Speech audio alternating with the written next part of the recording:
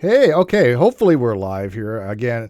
I never know what my stream key is. I just had to check it myself. So, welcome everybody. It is about 5:30 my time on the Pacific Coast.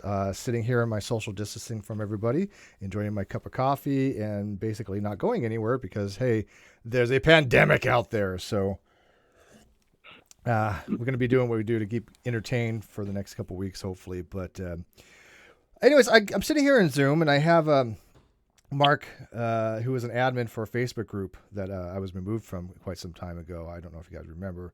The story behind it, we'll probably get into a little bit, but he messaged me the other day and basically just said that he wanted to talk about what happened, and I think he may change his position a little bit. And I'm more than welcome, willing to do so. And so I said, well, why don't we just get together sometime, maybe on Monday. And he got off work, and so this was like a, perfect time, I figured, even though I'm really tired. I'm cold. It is freezing here. It is raining. It's been raining for like 4 days. I didn't sleep last night very well, like I mentioned earlier. I tried to lay down for about a 2-hour nap, and my landlord decided to move all the furniture around. So that didn't work out too well. But anyways, first, make sure everybody can hear me out there. You guys can hear me? You can't see me, Mark, but can they see me out there? Hopefully they can. I'm pretty sure I have my audio on.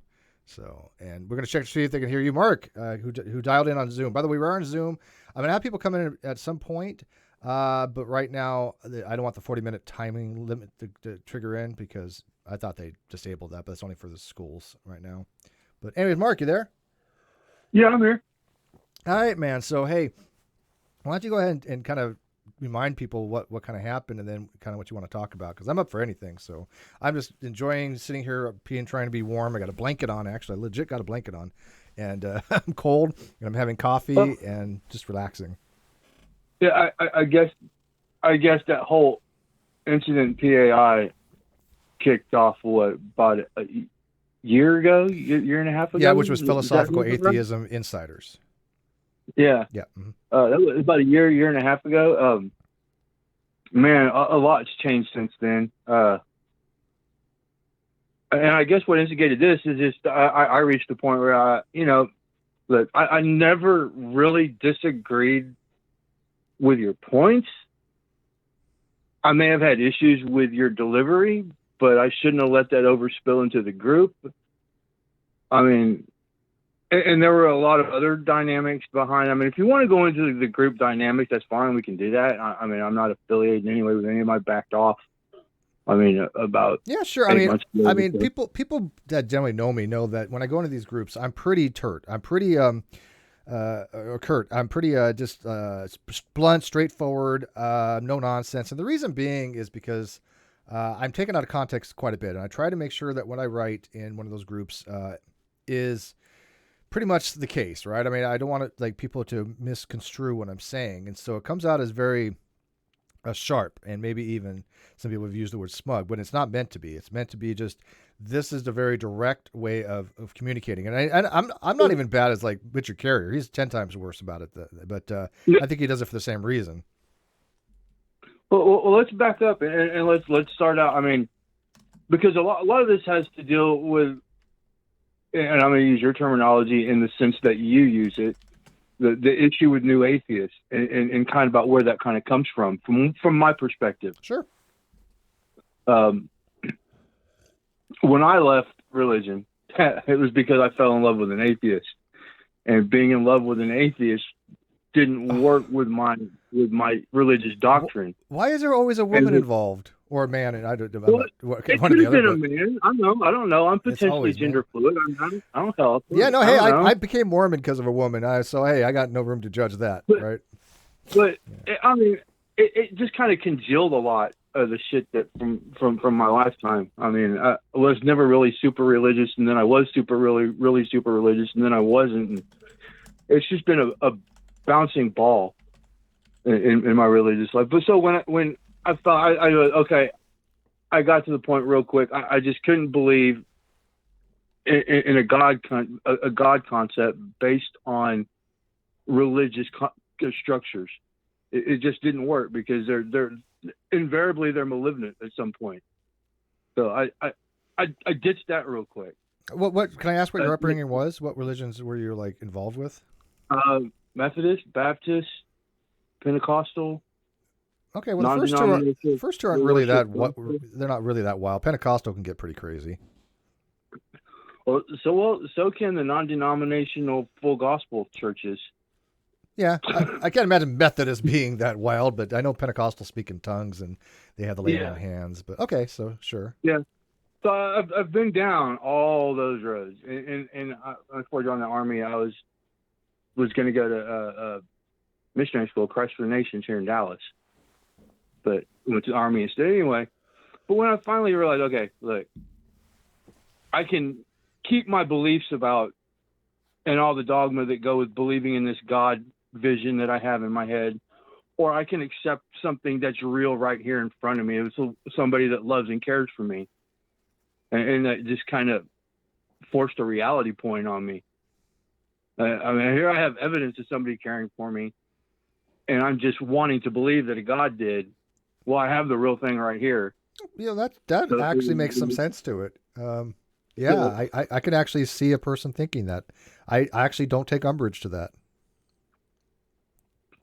That was kind of, so I wanted to be with someone who actually cared about me. So I started going down that path. Okay. For that reason. And I quickly jumped into the atheist boat, air quotes, atheist boat. Because, you know, because when I one of the contentions I had was, you're an atheist, so you believe gods don't exist? And that was my preconception as a believer. An atheist position is that gods don't exist. Mm-hmm. And she softened the blow for me. She kind of just softened the blow for me. No, it's not that you believe gods don't exist. I don't know if they exist, but I just lack the belief that they do. Yeah, she made it more of an umbrella thing. And by the way, yeah. So it's funny because when you said that, you know, as a Pentecostal or non-denominational Methodist or was it gospel oriented, you know, that when I talk to people around the world, not just specifically atheists in some of these smaller groups, in my personal experience, again, this is completely subjective. I do realize this, and it's anecdotal, but I generally find when I'm out on the street, when I'm talking to people that are not involved in these groups, they hold that same position. Atheism is to them somebody who believes there's no gods, and you know, I'm fine when atheists, you know, want to change the definition for their usages. It's never been, you know, the argument isn't, you know, there's one specific definition. This is something that's been misled by, people have been misled by that for a long time, thinking that somehow I ever argue there's like one correct definition. No, that's never been the argument. But, you know, like I said, I think historically, most people have had that position worldwide, that the usages that I use is pretty normative. It's normative throughout academia, it's normative throughout philosophy. But then, you know, like you said, you meet somebody and they say, oh, well, no, that's not what it is. It's just this. And they're doing that, like, you know, to help you ease out of that religion. Some people have actually argued that reason. Well, we use the more loose definitions because we want people to use the term atheism to normalize it. And mostly that's for political and demographic reasons. And I understand that argument. I really do. So it seems like this is an example of that happening where you said, well, look, I don't want to go full atheist because I don't have the belief that there are no gods. But she's like, well, to be an atheist, you merely just don't have to have a God belief, right? Is that what I'm hearing? Yeah, I think she was kind of softening the blow that I felt. My decision to stay with her and having to let go of my beliefs to do so. She just kind of softened that blow. I think that was her honest intention in doing it. Sure. Because she's never been anywhere, well, mildly active in the atheist movement, but nowhere at the forcing the. By the way, she's still around? Yeah, absolutely. Okay, so go ahead. So I kind of fell into that. Okay, the atheist is lack of belief. I can get behind that. I definitely do lack belief in God. And then I went down. I started calling myself an agnostic atheist, and then really, okay, I'm not sure, but maybe. And then I've read your arguments and listened to them, and understand from a philosophical point of view that agnosticism is not a halfway house. It's not. I don't believe this, but I'm maybe on this. I don't accept this proposition that gods exist. I don't accept the proposition that gods don't exist. Mm-hmm. So I've relearned the proper understanding of agnosticism. And that's standard, right? I mean, when I wrote my blog on that, and I've explained to people, I'm not explaining something that's not like normative, right? I mean, this is something that anybody objectively can go look at. This is why I call it an objective fact, right? It doesn't mean that that's the only usage it can be used. That doesn't mean that's the only usage it is. But when I say there's an objective fact of the matter, that means something anybody can go look at it, right? If I say that the Earth is round, there's an objective fact that we can all look at and go, hey, look, the Earth is round, right? Same thing with that when I tell people, look, agnosticism, when it comes to ontology, the existence of things, right? The existence of God. We're not talking about epistemology as like knowability of God. We're talking about just God existing. Then agnosticism is considered to be the psychological position of being agnostic on the proposition. And you said exactly right. Somebody who doesn't believe the proposition is true and somebody who doesn't believe the proposition is false. And that, by the way, falls outside of philosophy too. That's one of those things that don't necessarily have to be within philosophy. People could be agnostic on a lot of things, right? I mean, now generally I think there's some overtone to agnosticism or agnostic because it's a logical thing. But if I said, hey, do aliens exist? And you say, I'm agnostic on that. I don't have a position on whether gods exist or not, right? I'm not saying I believe that gods exist, aliens exist. I'm not saying I believe they don't exist. I don't have a position either way. And so you say I'm agnostic on that proposition. That's perfectly fine, right? It's not talking about God, right? It's just talking about aliens. So it could be for any proposition. And aliens exist at a higher probability rate than God does, by the way. Yeah, but I believe aliens exist, right? I mean, I think there is life out there that is external to the Earth, right? I do believe that, right? It's not just a matter of I lack a belief that they don't. It means that I actually have an actual belief that there's somewhere in the universe there are aliens.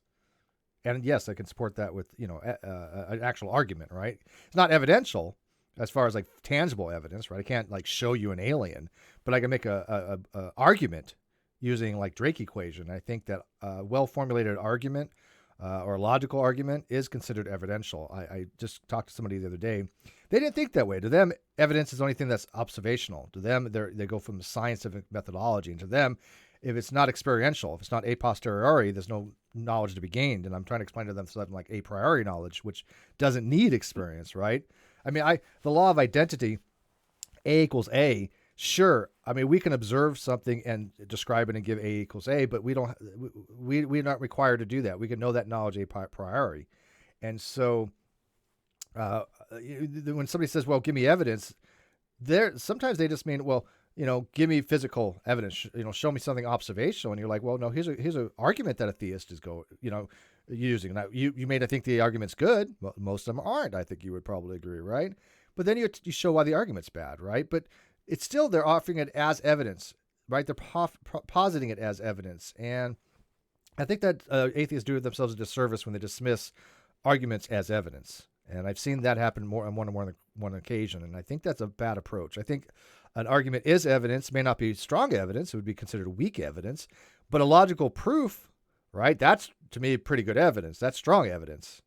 If you could actually logically prove a God exists, that would be pretty interesting, right? I think. It would still have to be sound, though. Well, when I say prove, I assume logically valid and sound, right? Okay. I mean, for the same reason, I can logically prove that, like, the Anselm's God doesn't exist, right? The God that's all omnipotent, omnipotent, and omnibenevolent, and all good, because the problem evil, right? That type of God is logically inconsistent because all the propositions can't be true at once. So if we can disprove a specific type of God, and by the way, not many theists posit that type of God any longer, but if we can disprove that type of God, why couldn't we use the same thing to show evidence for a God, right? I mean, if an atheist is willing to accept a negative proof, which is a proof of the contrary, a contradiction, right? What's called a proof by contradiction. Okay, why won't they accept a proof if God does exist? Now, I haven't seen one. I'm not arguing that there one exists, but I'm saying if there is one, it would be pretty interesting. It's still evidential. It would have me taking another look at that concept of God and how it relates to the world. Yeah, I'm down with that. Right? It may not be convincing, 100%, but I think it'd give me pause. But my argument is just that I think logical proofs and arguments, I think, are in some ways evidential. Now, again, not strong, but to me, I use evidence to be anything that's given to somebody for evaluation, right? It doesn't have to be like, here's a God. Let me show you what a God is. If I can actually show you a valid argument that God exists, like you said, I would take a second look at that. But anyways, go ahead. And the problem is with a lot of evidence is what people individually actually value as evidence and how much they value the evidence that's presented. Sure. Oh, yeah, and that goes into what's called axiology, how much we value something with this, And so, I think again, I'm willing to just when people say, well, like the Bible isn't the evidence, the Bible's the claim. I think that is kind of bogus. I think that the Bible is posited as evidence. You could say it's bad evidence. You can say it's evidence I don't accept. You can say it's weak evidence or no evidence, whatever. But I think conflating it with the actual claim that God exists is two very vastly different things, because it would be circular if I said the Bible's true because the Bible says it's true. That's circular, right? But if I say God exists and the Bible says this, that's not circular argument. I think the Bible. Okay, if it's not the claim that a God exists, it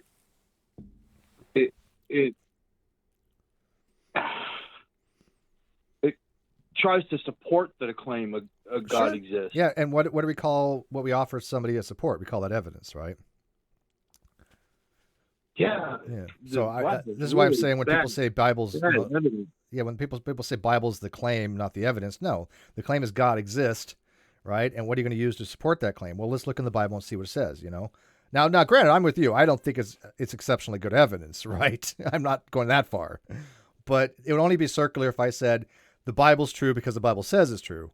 Now that is circular, right? But anyways, I mean, you can definitely get into arguments. Okay, well, how do you know the Bible is true? Well, right, absolutely. Because it's God's word.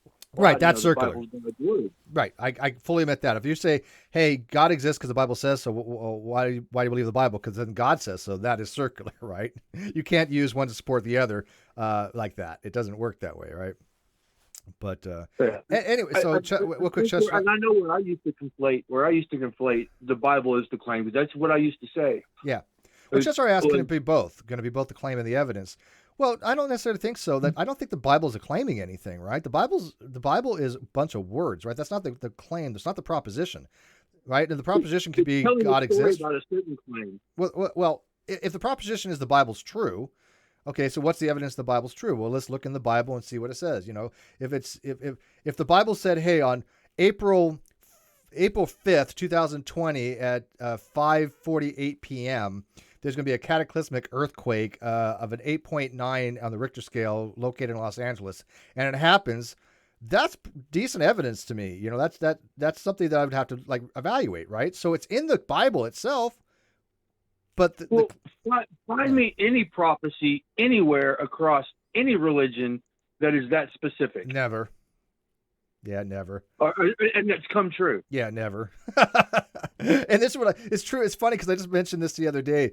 Or was it this morning? I think it was this morning. I don't remember when. Every day is a blur. But I had said that one time where you have a psychic get something right, like somebody called it the Gene Dixon effect. Yeah, it's like holy crap. They get lucky because of course you have enough people predicting something. Somebody's going to get something right. Let's see them do it repeatedly. Good luck with that, because I don't believe psychics are psychic. But it's going to happen one day where somebody makes a very precise prediction, and just by blind luck, they get it right. And people are going to put this person on a pedestal. You know it. You know it's going to happen, right? Well, by all means, let's count the hits. They forget the misses, right? Now, let's say that psychic has made 100 predictions, and they only get one right. They'll be like, well, hey, who cares about the 99 he got wrong? He got this one right, therefore he's psychic. They won't take into account that he has no reliability because he got all the rest wrong, and the likely explanation he just got lucky. If you do enough predictions, if I said I know we're a little off topic, but this is fun. I'm enjoying this. So if I said every day I put on Twitter, I said, hey, today is going to be an earthquake that's going to be 6.0 or higher. I put 4. Well, there was a 4.9 here the other day. So I'm going to say 4.9 or higher, located near Anza, or where I'm at, which is Anza, Sun City area. And every day I put that on there. And the one day, which is the other day we had one, they're going to go like, Steve predicted this. doesn't matter that I tweeted out the same thing every day prior, right? They don't look at that, a lot of these people. So because that doesn't confirm what they want to believe. Right, exactly. And so when you have a prophecy, like you said, none of them are very specific. I really do think all these evangelists that say, oh, well, all these predictions came true. Every time I've ever looked into them, I see nothing that they're seeing. I think they're vague. I don't think that they happen the way they do. And some things that did happen was just kind of, well, seemingly that seems to be the case, but that wasn't to me a strong prediction, right? Nations will rise. Okay. Sure. But anyways, I know we're off topic here. So anyways, let's get back to the Atheist Philosophy Insiders thing, because kind of get back more what happened there. Right. So now you kind of understand why I'm in the position to defend the Atheist point of view. Right. Mm-hmm. And CW is a very, very nice guy, very big heart. Real quick, for those who don't know, can you just tell them who C.W. Brown is? He's owner of Philosophical Atheism Insiders, Thinking Rationally Insiders, and yeah, he has a whole bunch of groups, and I've talked to him, and we're supposed to have an on-air chat. It's just we've been busy, and I've welcomed him, and he seems really cool. So we'll make that happen. But yeah. So we'll get him on eventually. But anyways, go ahead. But yeah, so there I mean, he was really open. He was really open, really accepting. It made me feel like I had something to contribute. So, I kind of became a loyalist to the page, because even when I thought CW was wrong, if I came to him and told him, he would allow me that reality check. So I kind of grew in respect for him for that, which made me even more loyal to the page. And I came and went a couple times, and when I came back last time, it was a mess. There were a lot of trolls, and we got a group of guys together that worked together pretty well, tried to clean it up, and trying our best to keep it from what we think is an echo chamber, inevitably a failure. And then I came in. Yeah, and then Steve shows up, and oddly enough, one of the first things we butted heads on was when I asked someone for their definition of God, and he said, "Well, obviously everybody knows what somebody's talking about when they said they're talking about God, the classical God of theism." I'm like, "Well, no, that's not." And then it was really weird, because that was the first time we butt heads, and now we're talking again. And I all started because I apologized to you the way I treated you.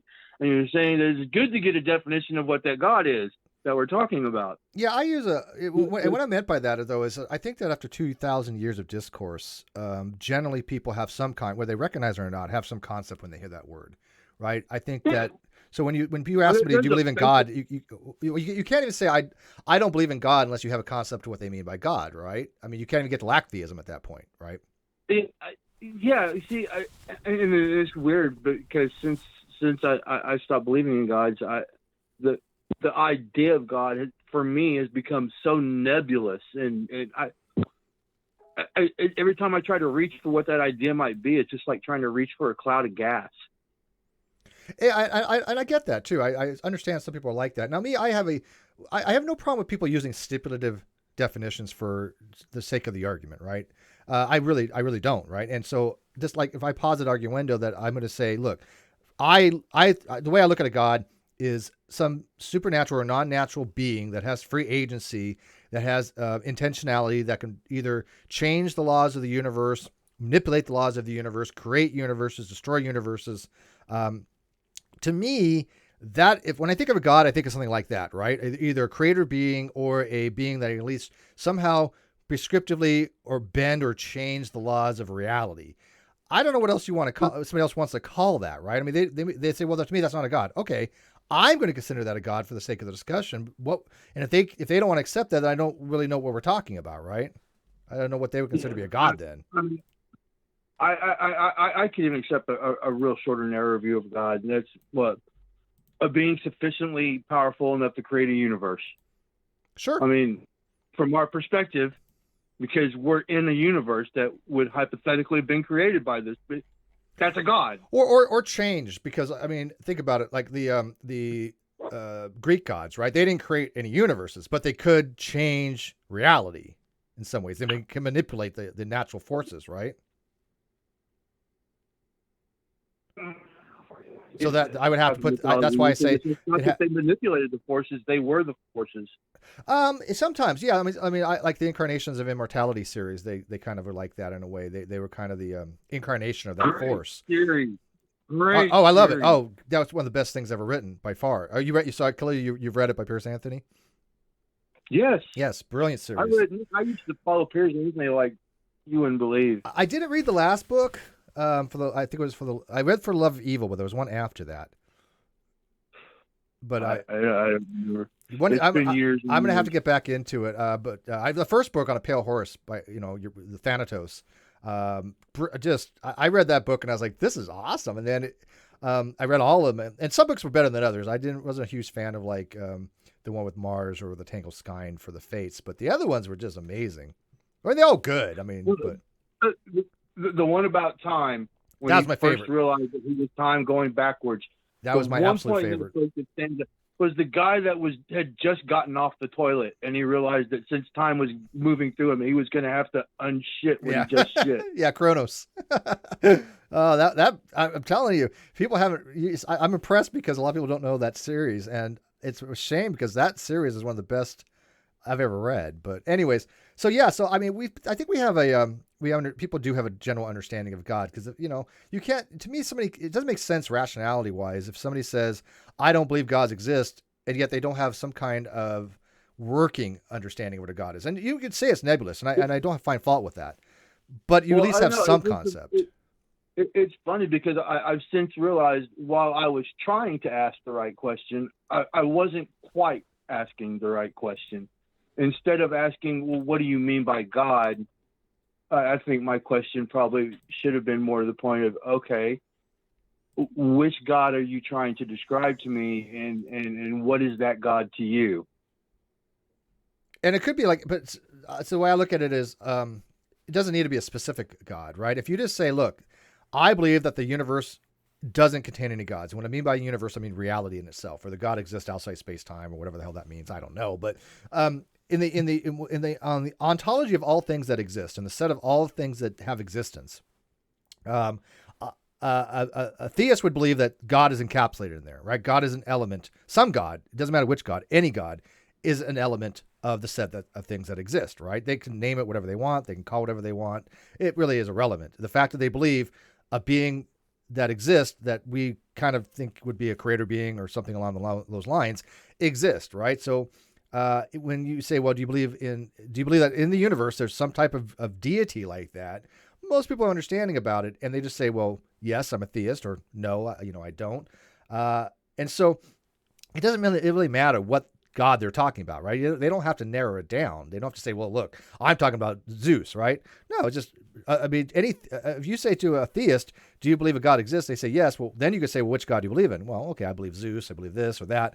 But the fact that any God belief would be considered theist under non-classical theism, by the way, not under classical, but under non-classical theism. Because under classical theism, if you don't believe in the Judeo-Christianic God, right? If you don't believe in the Yahweh or Allah, or anything of the Abrahamic religion God, then they consider that to be non-theist. They believe in a very personalized God, right? That's why deist would not be considered to be a theist under that schema, because a deist doesn't believe in a personal God, which is fine. I mean, there's nothing wrong with that schema. My friend, Dr. Kenny Rhodes, he goes by that schema, right? That's when he talks about a theist, he's not talking about somebody who believes in Zeus. He's talking about somebody who believes in the Christian God. Perfectly fine with that, as long as you know what schema somebody's talking about, right? I could use either schema. When I'm talking about God, though, he knows I'm talking about the non-classical God. And the reason why we could communicate and have a great conversation is because we know what we mean by these terms, right? He means it one way, and when he says that word, he knows what I mean by. I know what he means by it, and vice versa. And that's all that matters, right? You don't have to agree on terminology. You just have to know what a person means by what they're saying. It's something that I'm just now learning to get a grasp on how to do is talk to somebody. I guess you say schema. I've heard it put worldview. Talk to them Sure. within their bubble. Sure. Okay. And argue with them inside their bubble. Yeah, I'm okay with that. Yeah, because that's a skill set that I'm just now trying to figure out. I'm getting better at it. I think. I hope. But yeah. Yeah, it comes in time. I mean, it really is. It's something that takes a little bit of practice, only because you're working from an internal critique to an external critique, right? Right. So, and yes, Christianic is a real word, Beta Master. Go look it up. But somebody in the live chat is like, Christianic? Yeah, it's actually a word. So now we're up to the first time we butted heads, and of course, you remember, man, I hadn't even I've been an atheist for a few years. I'm just now coming up and being an atheist for 5 years. So, by the way, do you get a little token? Do you get like a like an AA token or something? I mean, my first 2 years, I posted a free from bondage meme on IG. I've since left that behind. It's just who I am now. It's not. I don't know that I need to celebrate. It's not like a birthday or anything. And let me ask you a quick before we go too much further. Are you kind of back to your original position of for an atheist? I mean, when you say you're an atheist, I mean, do you still you don't believe, or do you actually now believe that there are no gods? Do you think all gods are bullshit or something along those lines?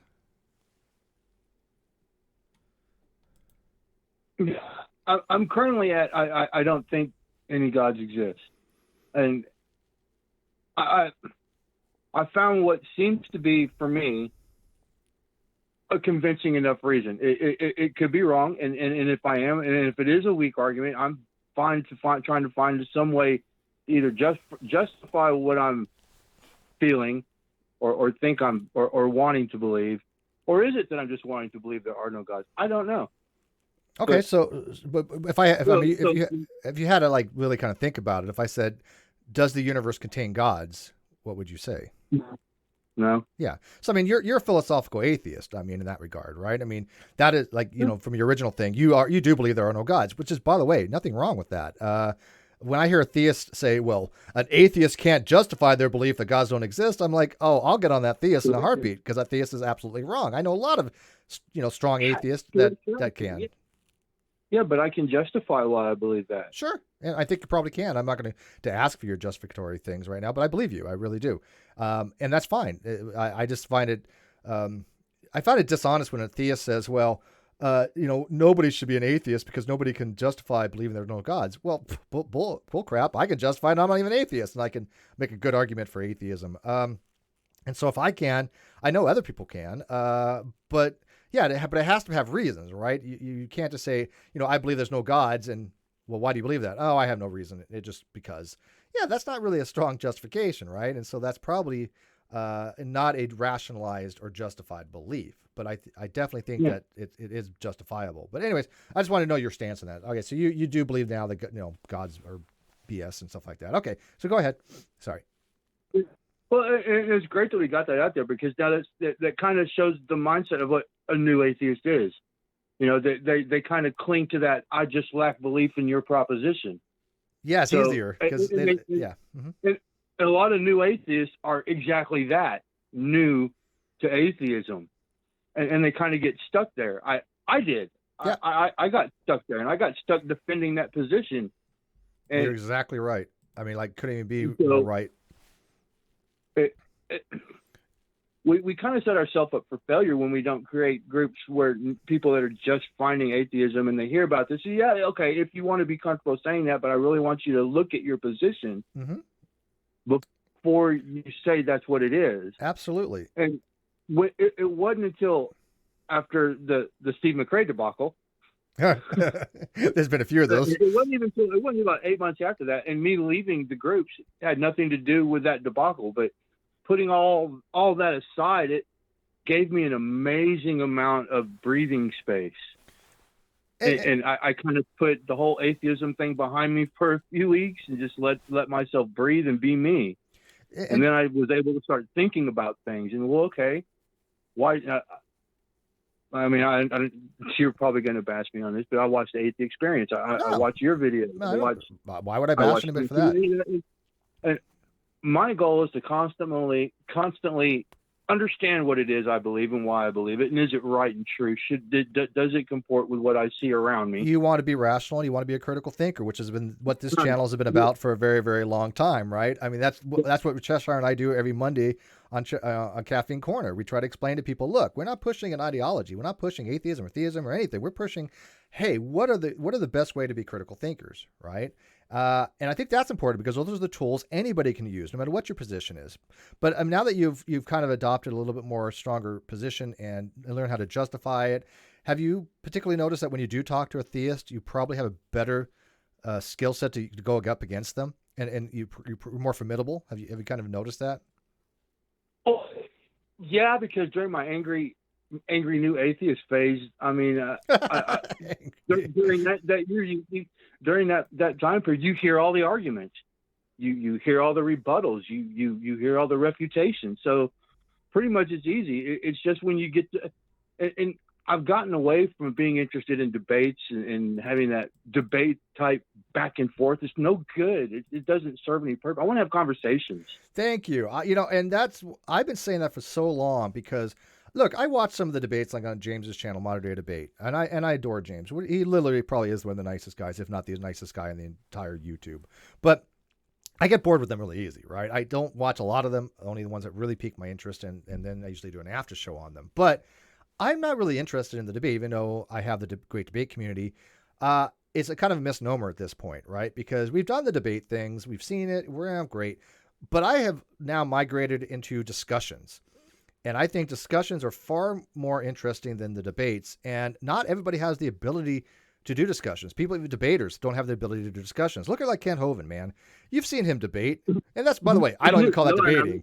Right? Because he bloviates. He doesn't debate anything. Nephilim free. He doesn't debate anything. He just bloviates. But you get either one of them in an actual discussion with a round table with people that kind of know the topics, or able to kind of like hone their arguments and explain why these people are wrong. They flounder. Right?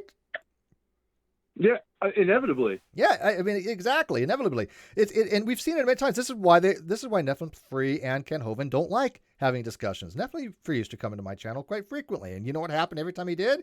He got his ass handed to him. Because it wasn't like, oh, you get 20 minutes to bloviate and ramble and gish gallop on a billion different subjects. No, let's pick one and we'll spend an hour on that one topic if we need to, that one specific thing. And by the way, they don't have the ability to do that. They just don't. Well, they could if they actually allowed the conversation to happen. Because all I'm trying to define, especially if someone I have a difference of opinion with, is find a point of agreement, work forward from there, and find out where that agreement diverges and why. Sure. That's called, to me, there's a thing called a dialectic synthesis, and a dialectic synthesis is kind of like that, right? You have two people with different positions, and you kind of find out the meeting of the minds, right? You want to find out what the commonalities are. You want to find out the disagreements. You want to find out how to resolve the disagreements. And I find that to be the best kind of conversations, right? I had that, like I said, with when I did debate Wayne Fillmore. We disagreed on macroevolution, but we found out where we agreed, where we disagreed, and he changed his position, left Young Earth creationism, right? It happens. But that won't happen with Ken Hovind, because Ken Hovind isn't an honest person. He's not looking for answers, right? He's not looking for... Yeah, exactly. Go ahead. He's married to his conclusion. Exactly. Yeah, and he's epistemically closed-minded on that, right? It doesn't matter how much evidence you give Ken Hovind. You think he's going to change his position? No, he can't change his position on it. It's who he is now, and that's why he's dishonest. I on IG, I did a whole argument about Ken Hovind.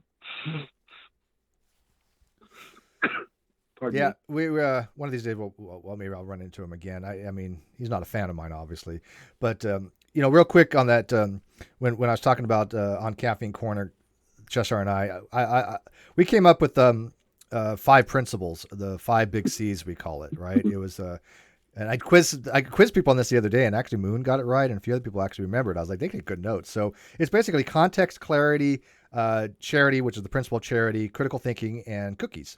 And it's just basically, it's kind of Greece's maxims in a way, But it's just basically, look, we want to be rational, to have a conversation. We want to take things in context, right? I see this all the time. People love to take me out of context. They really, honest to God, do. I mean, I can say something and they'll run with it for years, even though they know the context, what it was meant, but they don't care. They're quote mining. People that quote mine or take things out of context. They're dishonest. I mean, we see young Earth creationists do this frequently. So people take things out of context, and that to me is incongruent with having a civil dialogue. And then if you don't understand something, ask for clarification, right? There's nothing wrong with saying, look, I don't understand what you're saying. Or can you help me, explain to me what you mean by this? Nothing wrong with that. You clarify. And then charity is, we want interlocutors to come in, and we want to think the best of them. We want to think that they have rationality. We want to think that they're not lying to us, right? We want to think that they're honest interlocutors. Oh, that changes pretty fast sometimes, right? But you give them a principle of charity that, you extend to them. Maybe they didn't mean it this way. Maybe they need it more to suss it out more. Let them explain it more, because they can say something that we go, hey, wait, that's wrong. And they say, no, I didn't mean it like that. Let me rephrase it. Okay, great. Nothing wrong with that. But what I see what happens is people quote mine people, but when the first thing they say, and they say, look what this person said, not recognizing that they've clarified it later on. And the other one, critical thinking, obviously we think that that's extremely important, because that doesn't matter what position you have. And then cookies is basically coming to the conversation, with a good attitude, right? Come in, with some macadamia cookies and say, hey, look, I want to have a conversation with you. Let's, have some cookies and talk. Like you came in here and we've never communicated before verbally, and we brought cookies to each other, and look, we're having a great discussion, right? Although my cookies are better because I make a damn mean oatmeal cookie, let me tell you. But keep in mind, mine are way better. I probably, you know what, I'm not even a good baker, but I do make decent oatmeal cookies. But I would like to try white chocolate macadamia. Oh God, those are so good. But yeah, so I mean, those 5 C's are, people have taken them and they've ran with them, and I've actually had people tell me we've applied this in our daily discussions with people, and it's made a world of difference for them. So, anyways, back on topic though. So let's reel it back, I guess, to the philosophical insider thing and C. Brown and where we were at on that. I'm sorry, we love to get off topic. It's great, but Steve was starting to become his normal, eventual, decisive self in a group. I say that lovingly at this point. No, I like the way you put that. That's actually, I'll take that. It seems to be a pattern with you in groups. So I mean, and I get why, but there I was, and you understand my background of where I was at and what everything I put in that group and what it had meant to me at that point. And now the group is nothing about arguments about what atheism actually is and what agnosticism is and what this label means and what is evidence and it just became, it was maddening, and complaints were coming in from both sides of the argument. Because it challenged the paradigm, right? I mean, here's a group that they don't want to be groupthink, and I come in and I explain to them things that many of them have never heard of before or never were exposed to before, and they think when you're in a group, and the philosophical insider group wasn't much different than a lot of other groups that I'm in. And by the way, I still am in like 40 groups, by the way, even though that Atheist Republic has removed me, API removed me, but I'm still in like Atheist Community of Austin thing, the Atheist Experience, and a few other groups. I mean, most of those admin already know me, and half the admin actually kind of agree with me, but they don't want to make too much of a stink about it because, they're afraid of repercussions. If you agree with Steve, you're considered to be a toady or a lackey, or they think that I pay people to agree with me. Yeah, some people actually do think that. But, and by the way, I've not paid you to agree with me, right? Or at least not much, right? I don't agree with you about everything. And by the way, that's great, right? I mean, people think that I want people to agree with me like on everything. I'm like, well, then I wouldn't have a channel. I just don't know how to. I just don't know how to justify to you why I don't believe with you yet. But I'm on the path to learning how. So that's a good thing. Fair enough. But go ahead. So I kind of like throw a monkey wrench in that group, right? A huge one. Even though, by the way, I know that I even reviewed some of the stuff the other day after you contacted me. in that particular group, I didn't insult anybody. I didn't use invective. I didn't use pejorative. I was just matter of fact. I went out of my way to make sure I did not insult anybody. But that's still, they think because you're blunt, that is being rude, and rude is somehow corresponds to insult. Rude is not, even if I was being rude, which I wasn't, that's not the same as an insult. Two different things. I get, yeah. I mean, if you want to say rude is not being an insult, I mean, you take being rude as just, I mean, I'm not applying this to you right now, but someone who's just obviously being rude is just putting on display how much of an asshole they are. Mm-hmm. Yeah, that's fine. I mean, again, rules, and again, anybody could decide what the rules are, but they said that I was insulting, and I was like, no, I wasn't. But that's a different rule for, hey, you can't be insulting and you can't be rude. Those are completely different rules. So. Right. Right. Yeah, great. Now my entire live chat's asking for my, money to be my lackeys. You'll get it in the stimulus check. Yeah. Yeah. I haven't got mine yet, bitch. Where is it? Yeah. Or no. Well, tax season. Wait for taxes. No. Yeah. Okay. That's the trick, isn't it? Yeah. Well, of course, last time somebody told me to wait for tax season, they never paid me. But what's that? All right. Yeah. So I think in the end, it didn't come down to an issue of the rules. It came to an issue of trying to restore some kind of equilibrium to the group.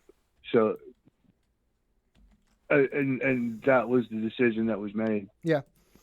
And look, groups could do whatever the hell they want, right? I mean, I'm not faulting somebody for that, but I think it's funny that they have to trump something up, and especially when I wasn't wrong about anything, right? My position is objectively the case. People can objectively look at this stuff. Now, I have arguments that are not objective. Don't think that I don't, but that wasn't what I was trying to explain to people. I was trying to explain to people the field of philosophy, because it's a philosophical group, right? Atheist philosophical insiders. And explain, look, you're a philosophical group. Do you understand what it is? These terms are used normatively in the field of philosophy, right? I mean, I think that doesn't make sense to say I'm a philosophical group, but we don't even know what these terms are in philosophy. And then if you have a philosopher come in, not me, but an actual philosopher come in and say, well, these are not how these terms are actually thought of in the field of philosophy. That's an educational time, right? That's the kind of could say, okay, look, we may be wrong on this. Let's learn these things, because if you want to go read a paper on something, right, and you want, let's say, like the other day I was talking about fallibilism, and I was trying to explain to somebody that fallibilism is a position more about justification that you can be fallible about, not so much that you can be wrong, right?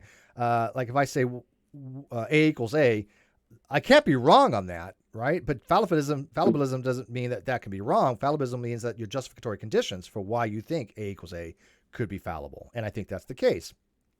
But if somebody said, well, fallibilism means that A equals A can't be wrong, I would argue against that, because that's not the case. A equals A must be a metaphysical necessity. It cannot be wrong, right? And so that's what I'm saying. If somebody comes in and says, no, I think you have these terms, you can use them any way you want, but you at least have to be able to understand how they are used in the domain of discourse. Because if any of them wanted to go read a paper, they wouldn't be using the terms they use as they use them, right? Because they wouldn't understand the paper if they did. And that's where I think the distinction lies, because I've only explained to people, look, I've read enough papers to at least go, hey, I have a decent way I have a decent understanding of most of them, or at least on a very superficial level. But I know, when I come across a word, what the author's meaning by it, right? And I think atheism say, way. If you go read a paper on atheism, they're not going to. I've yet to find one that uses it in the lack of belief, case. Right? Maybe somebody could argue Stephen Bullivant from Oxford Handbook of Atheism. Maybe you can make a case for it. But other than that, and that was an opinion piece, right? That wasn't even a peer-reviewed. Well, I guess it was peer-reviewed as an opinion piece. But all the other papers, when they talk about atheism, they are talking about it in the positive epistemic status. So if I ask these lack of belief atheists, well, if you go read their paper and use it the way you use it, how do you expect that paper to make sense? And I never get an answer from that. And maybe this has a lot to do with it, because I can only speak for myself, coming from that new atheist, angry atheist mindset. I personally wasn't looking to someone else's arguments to justify my positions. I wanted to understand why I held my positions and what I felt justified my positions. I wanted that, even when I was a atheist. Which makes sense, though. I mean, would you? And here's the funniest part. Would you agree that, like for example, let's say you just don't want to, you just don't have a belief. Let's say you're talking about the lack of belief position. Wouldn't it still make sense to have reasons why you don't believe, to be rational? Why would you not want to rationalize your position or make it justified, right? And I use the example all the time. If somebody says, "Hey, Steve, I don't believe that you exist," right? And I say, well, it's kind of irrational to think that I don't exist. So why is it the case you don't think that I exist? And they just say, well, I don't have any burden of proof for that. I'm just asserting that I don't believe that you exist, and I have no reasons to think that. I have no justification to why I have that position. I think that is an unjustified, irrational position then, right? Because they're not. They have no reason to deny it's not deny, but to me, they have no reason not to accept my position that I exist, right? Because, come on, I mean, don't you think that if everybody told you, hey, you know what, I don't believe that any other external minds exist. I don't believe that you exist.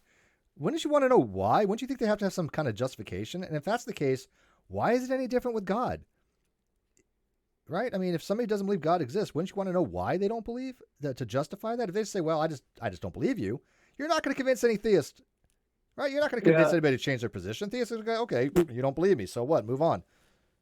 Yeah, and actually, the funny thing is, one of the reasons that made me change my position from not having a belief in your God to I don't believe God exists was the fact that I was asking them to justify their belief, but when I didn't even have a position to hold. Mm-hmm. Well, you do now, though. It sounds like you do, No, or at least you're working on it. Sure. Absolutely. I mean, my justifications may be weak. I don't know. I think they're kind of solid. I think they give me enough justification to hold the belief that there are no gods. Okay. But and that's good, right? I mean, at least you recognize that there is a difference between strong and weak justifications, right? So you're already on the path to understanding epistemology, which is dealing with justifications. So when a theist says, well, how do how could you can say that there are no gods, and you say, well, let me tell you why.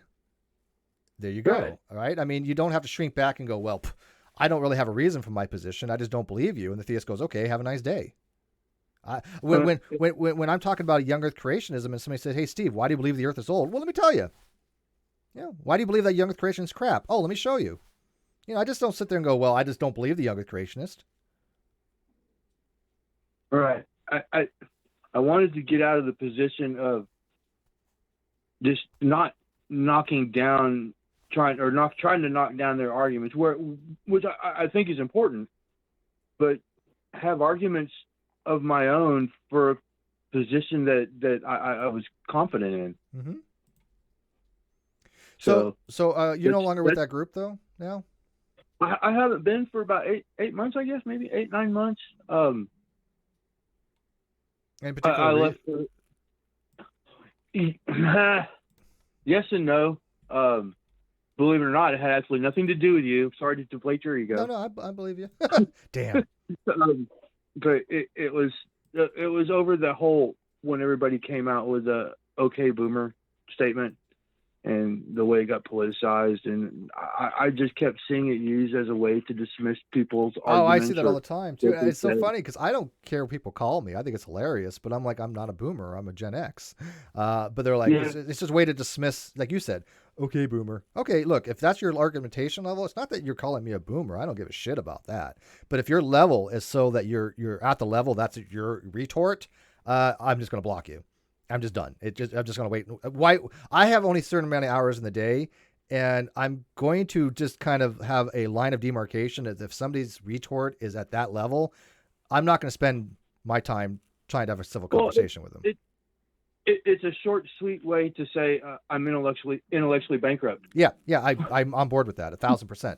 I think the exact same thing. It's not just that comment too. There's other comments that are very similar. But yeah, when somebody Right. just uses a really So flippant type of thing, um, it's just that what doesn't started waste getting it. thrown around. That whole thing started getting thrown around, and attitudes started flaring up. And I made the argument I just made to you, a logical, reasonable fucking argument why okay boomer is insulting and should be fucking removed from your goddamn vocabulary. Hmm. And the response I got back was, okay boomer. Yeah. Well, I mean, and I agree with you. I don't think to me, it's not insulting. To other people, they might take it as an insult, and that's fine. No, I'm not judging that, but it is dismissive and it's intellectually bankrupt. And I've said the exact same thing. So you and I agree on that. We are on the same page, by the way. So go figure. But yeah, I mean, I wouldn't allow that as a rejoinder in my group. I have a group, the Great Debate Community Group on Facebook, link in the video description. And yeah, it's not extremely tight as far as the admin stuff. We allow for some things, but but I don't like argument by meme. You have to like at least give an argument for your claim. You have to give evidence of some kind, whether it be an argument or whatever. It has to be some reasons to support what you're saying. I think that's fine. I think that's normative. But if somebody says, if I say, hey, you claim this, what is your evidence for this? What is your reasoning for this? What is your justification for this? Whatever. And they just say, okay, boomer. Okay, you're done. You game over, right? I mean, why waste? Again, there's 8 billion people in the world, and half of them have internet access. This the 330 million or something just in the United States, and then you got the UK. I'm not going to waste my time on the handful of people that are at that level. I'd rather find other people that I could have a conversation with that will actually respond and answer questions and say, well, oh yeah, I have a justification for this. This is why. I have evidence for this. This is why. Now you have a dialogue. Now you have a conversation, right? So, but at least they make it easy to identify themselves. True. Yeah. Oh, yeah. But I see it with the younger people, and that's a shame because I think a lot of younger people that don't have the ability to have these conversations remain at that level, right? They don't want to learn, and then they get very belligerent and just dismissive, and they don't move ahead. They don't change at all. They never grow, and those are the ones that just are just white noise to me. They're background noise. And it's a shame because I wish people would want to learn more because, again, we talk about things that maybe a lot of people have been exposed to before, right? I mean, Chester and I both want to, especially when we get non sequitur, that we want to talk about topics that may not people familiar with. And my goal is to have people go, wow, I've never heard of that before, or never seen that before, or wow, that's a new argument I've never heard before. And there's a lot of them out there. I could probably give you a lot of arguments and paradoxes and terms that people have never heard of before for the average person doesn't know. That to me I find fascinating and I find that to be enjoyable when somebody says, I learned something new. Because that's the way when I watch a debate, I want to watch it because I want to learn something, right? I want to see something new. The reason why I don't watch any Hovind debate is I'm never going to learn anything new. It's always the same, right? He doesn't have anything new. Exactly. He's married to his argument. When I watched the Alex Malpass and William Lane Craig debate, I learned something new. And it was an argument that I didn't understand. And do you know what I did? I asked Alex, Dr. Malpass. I was like, can you kind of explain to me the argument that you were having with William Lane Craig? Because I don't quite understand it. And you know what he did? He explained it. And then I pondered it for several days because, it's difficult. And then what I did, I pondered it. I thought about it. I wrote a blog on it. And then I asked him, is this generally the gist of it, right? And he said, yeah, in a nutshell. And then I asked Dr. Das Rasmussen to look at it. I said, is this basically how you interpret this? And I asked a friend of mine, MJ Damar, Damar, I think that's how to pronounce it, but MJ, and he's a philosopher too, doesn't have a PhD, we're working on it, I think. But, I want to get some feedback on it. It's just because I want to make sure that I'm showing people the argument, and at least in a very basic way. And they're like, yeah, you got to get the right idea. But it took me several days to think about it, right? I had to think about it, and I had to ask for clarification, right? But I learned something because I didn't know that argument before. And so that's why I watch those types of discussions. I want people to learn something. Right. And that actually kind of ties back into where we're almost up to date is after I'd stepped back and had that breathing space, it's not that I wanted to consciously start thinking about my positions. It's just because of kind of the material I like to watch on YouTube or wherever got me thinking about that. And I didn't have all this noise coming in from groups that were churning in my head to sway my decisions. I started thinking for my fucking self. Oh my God. Wow, what a concept, right? I mean, isn't that the whole thing with like atheism supposed to be is, hey, think for yourself. Don't listen to your, everything your pastor says and take it lockstep and by fiat, right? I don't know. I don't think atheism is supposed to be anything more than I don't believe a God exists, and anything beyond that is just another subject. Oh, yeah, I hold it differently, but I get you. I mean, I understand how it impacts, but when you say, because atheism does this, I don't get the necessary correlation. There isn't, and but I would say, let me rephrase that then. By the way, I obviously I do hold atheism as the belief, but I get what you're saying. But I would say that the atheist activists out there, they tell people, these types of things, like don't just fall lockstep into what your pastor says, right? Think for yourself. They want people to think. I mean, even though it's not atheism itself, because atheism is just the proposition of God's existence, but it doesn't have a not a logical entailment, but it's rolled into one when you have an atheist activist, right? Because I think that atheist activists want theists to have some independent thought, right? So they don't go, oh, I'm just going to believe whatever my pastor says. And so by doing that, they have to apply it to themselves as well, or there's a hypocrisy there, right? They're being hypocritical if they say, hey, we want the theist and the young earth creationists to start thinking for themselves, but we're not going to do it. Because when I talk to them, a lot of them don't think for themselves. They parrot what they've heard. And I wrote this the other day. Don't parrot what you think you know. Learn the topic properly and tell people what you know, kind of thing, right? Because anybody can parrot, right? I mean, look at Darth Dawkins. The dude parrots Greg Bonson, like verbatim, right? And so it's not that difficult to parrot something. It's more difficult to understand and explain. And what I wrote was, don't parrot what you hear, learn a topic properly, and explain what you know. And I think a lot of people are just lazy thinkers. They don't want to have to learn these topics. They'll go, oh, well, I'm just going to say Matt Dillahunty said this. Okay, that's not an argument, though. Kawasa for 5,001 says, maybe our dear old Goblin Queen should make a OK Boomer shirt. Every time a crazy show up, we can just flash that shirt to them. Okay, Big Boomer. Yeah. And in fact, I'm going to get her in here right now. So there it is. I'm going to give her the. I think I gave you the right invite there, Chesh, because I know she wanted to come in, and that's fine. I think that's the right one. Although you're on a phone call, but yeah. So go ahead. Let's get up to date here where we're at now, as far as the group. That's like I said.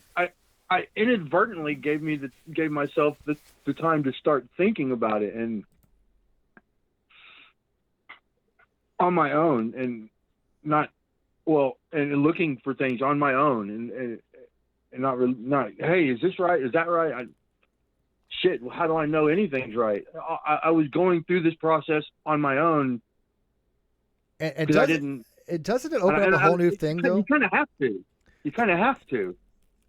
But when you're exposed to something new, right? Like especially like epistemology, when people go, oh, okay, oh my God, there's a whole theories of knowledge out there. There's whole theories of truth, and what is considered truth? Because a lot of just people go like, well, truth corresponds with reality. Okay, that's like first level stuff. I mean, it gets a lot more complicated really quickly about what that actually means, and that's only one type of theory, correspondence theory, right? There's also coherence theory. There's also Tarski's theories of truth. There's also pragmatic theories of truth. There's also deflationary theories of truth. And people get exposed to these things and they go like, wow, truth is a lot more complicated than we think it is, because you have truth makers, you've got truth bearers, you got truth conditions, and these are not synonymous things. And when you ask somebody, okay, you're talking about truth, and they're like what is a truth bearer? They have no idea. Then it's like, well, wait a minute, you want to talk about truth, and yet you're having difficulty about the terminology. So I like to maybe go into these groups and say, okay, let's explain what people mean by truth in the philosophical things. And maybe I'm not exactly 100% perfect on it or correct. I'm not a PhD in philosophy, but at least get the ball rolling where they can go, okay, maybe there's more to this subject than I thought. Anyways, Cheshire just joined us. Can you hear us, Chesh? Can you talk? Yes. There you probably. go. Okay. Yeah. So Hello. Yeah, hello. just fine. Awesome. Hey, Jay. Awesome. Hello. So Hello. I think maybe Chester, do you have something to ask Mark? By all means, go for it. So this great Steve debacle that you're I love referring that term. to. That is great. That is like I love that.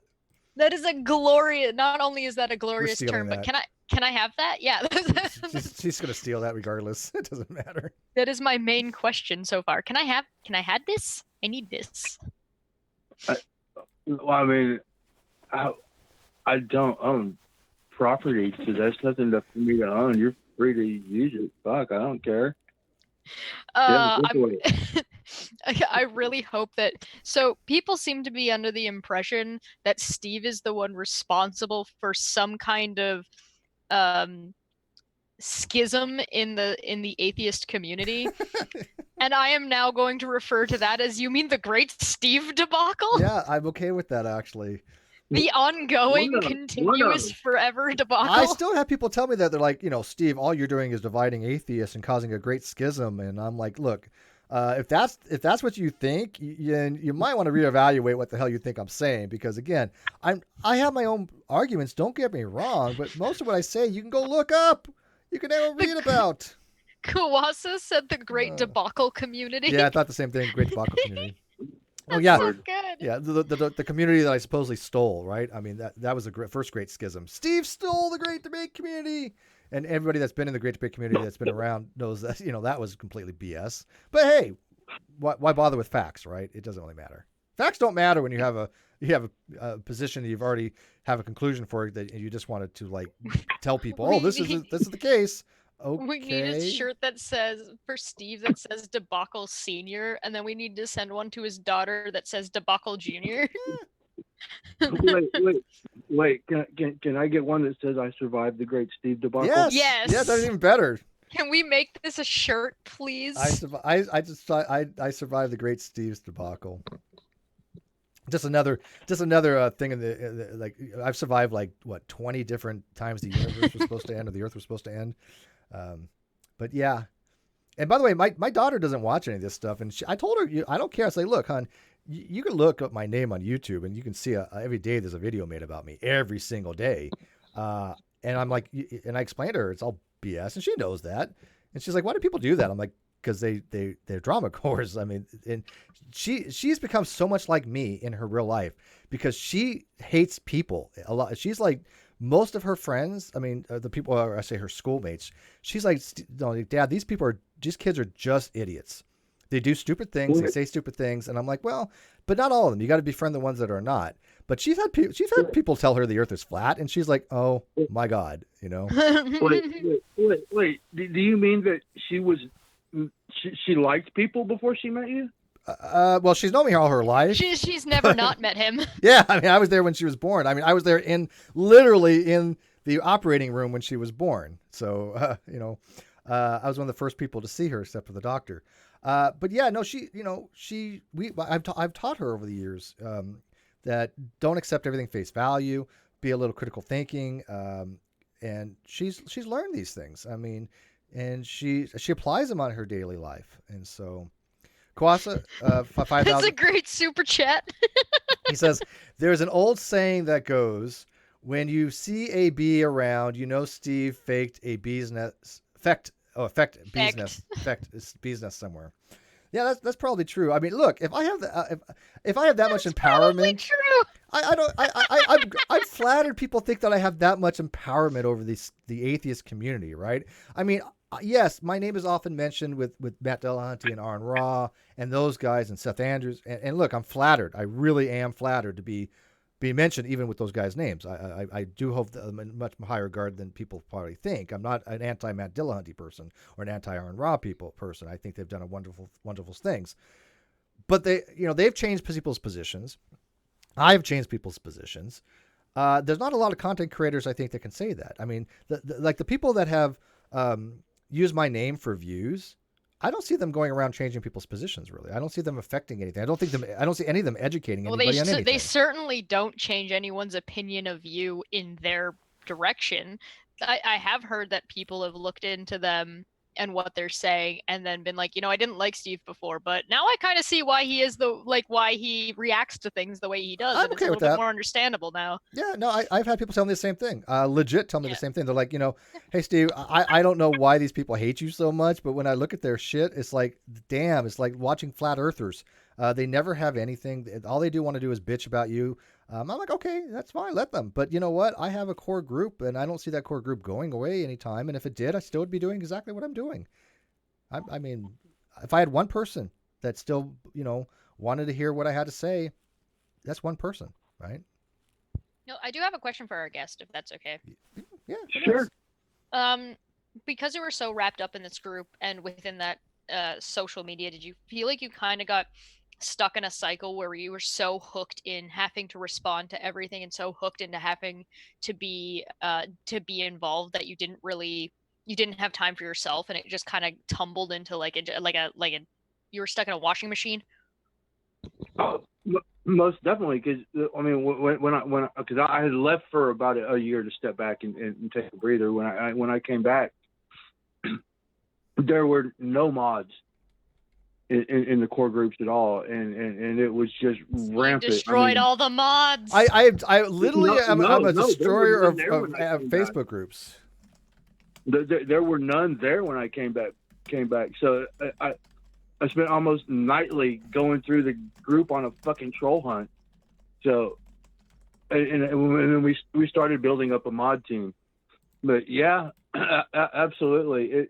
For a while, it took control of shit. I got to get home. I got to see what the fuck happened in the group. See, I don't have to mod that much in my group, right? I mean, I only have like 800 people on the Facebook group, if that, 700, 800 people, but I don't have to mod that much because it's, we don't allow for, like people just posting memes. We don't allow for people to make a fallacious claim and not be able to back it up. And it has been a much better way to communicate, because when people have these conversations, they're forced to go, okay, you know what? I said he had a fallacy, but you know what? I can't actually demonstrate the fallacy. And they'll just go, okay, I take it back, kind of thing. Does it happen often? No, but it's supposed to, right? Because I get people telling me all the time, oh, Steve, you committed this fallacy. Okay, why did I commit that fallacy?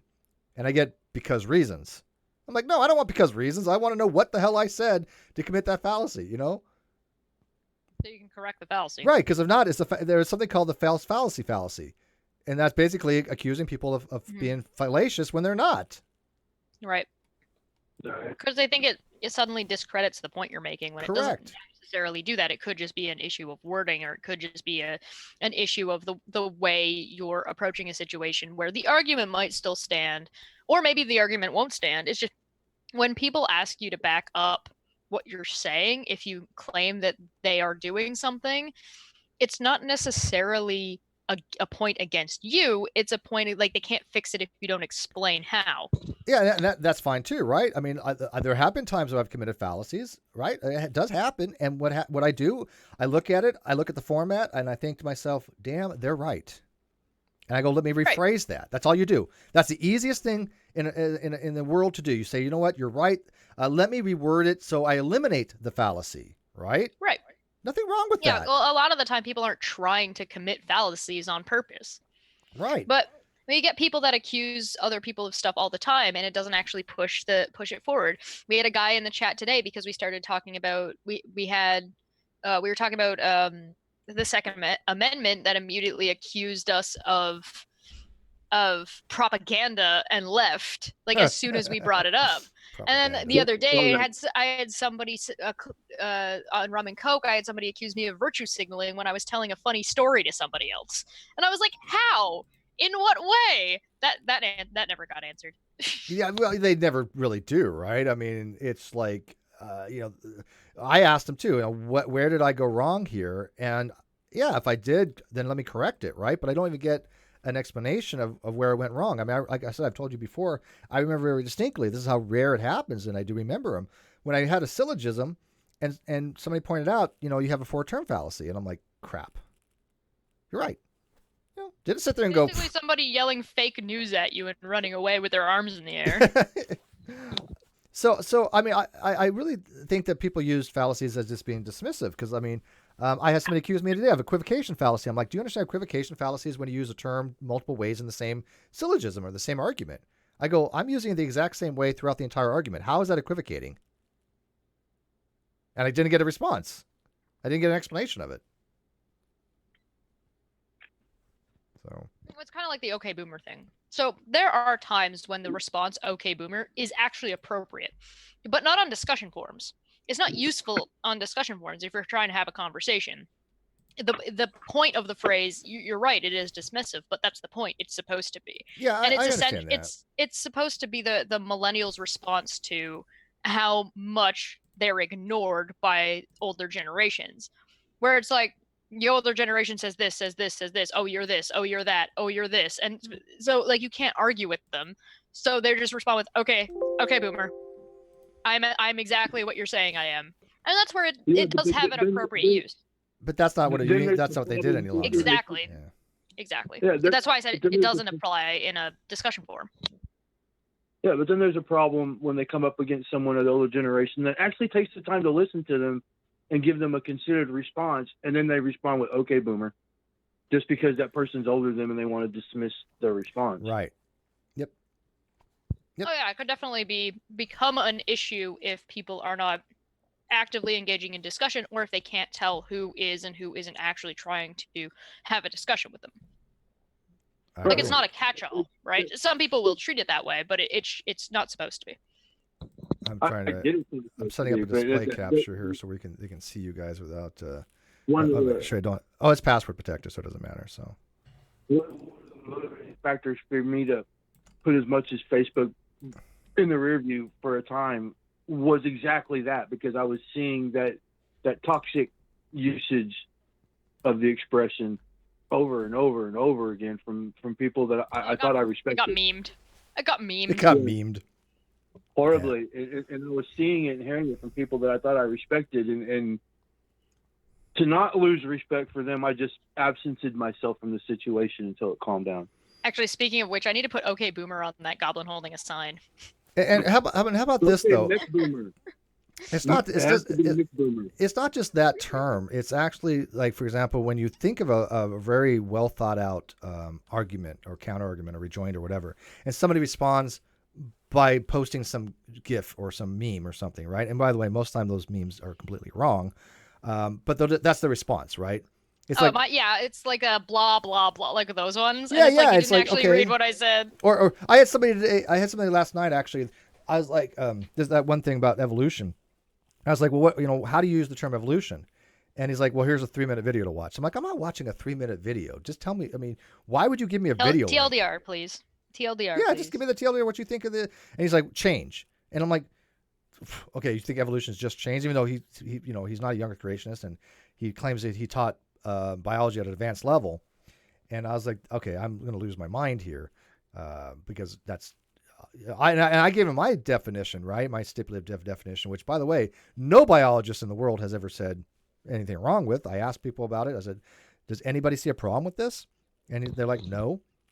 And my definition, again, stipulative, based upon what you would actually find, is I go by a change of allelic frequency or heritable traits in any given population of species from one generation to the next generation over time.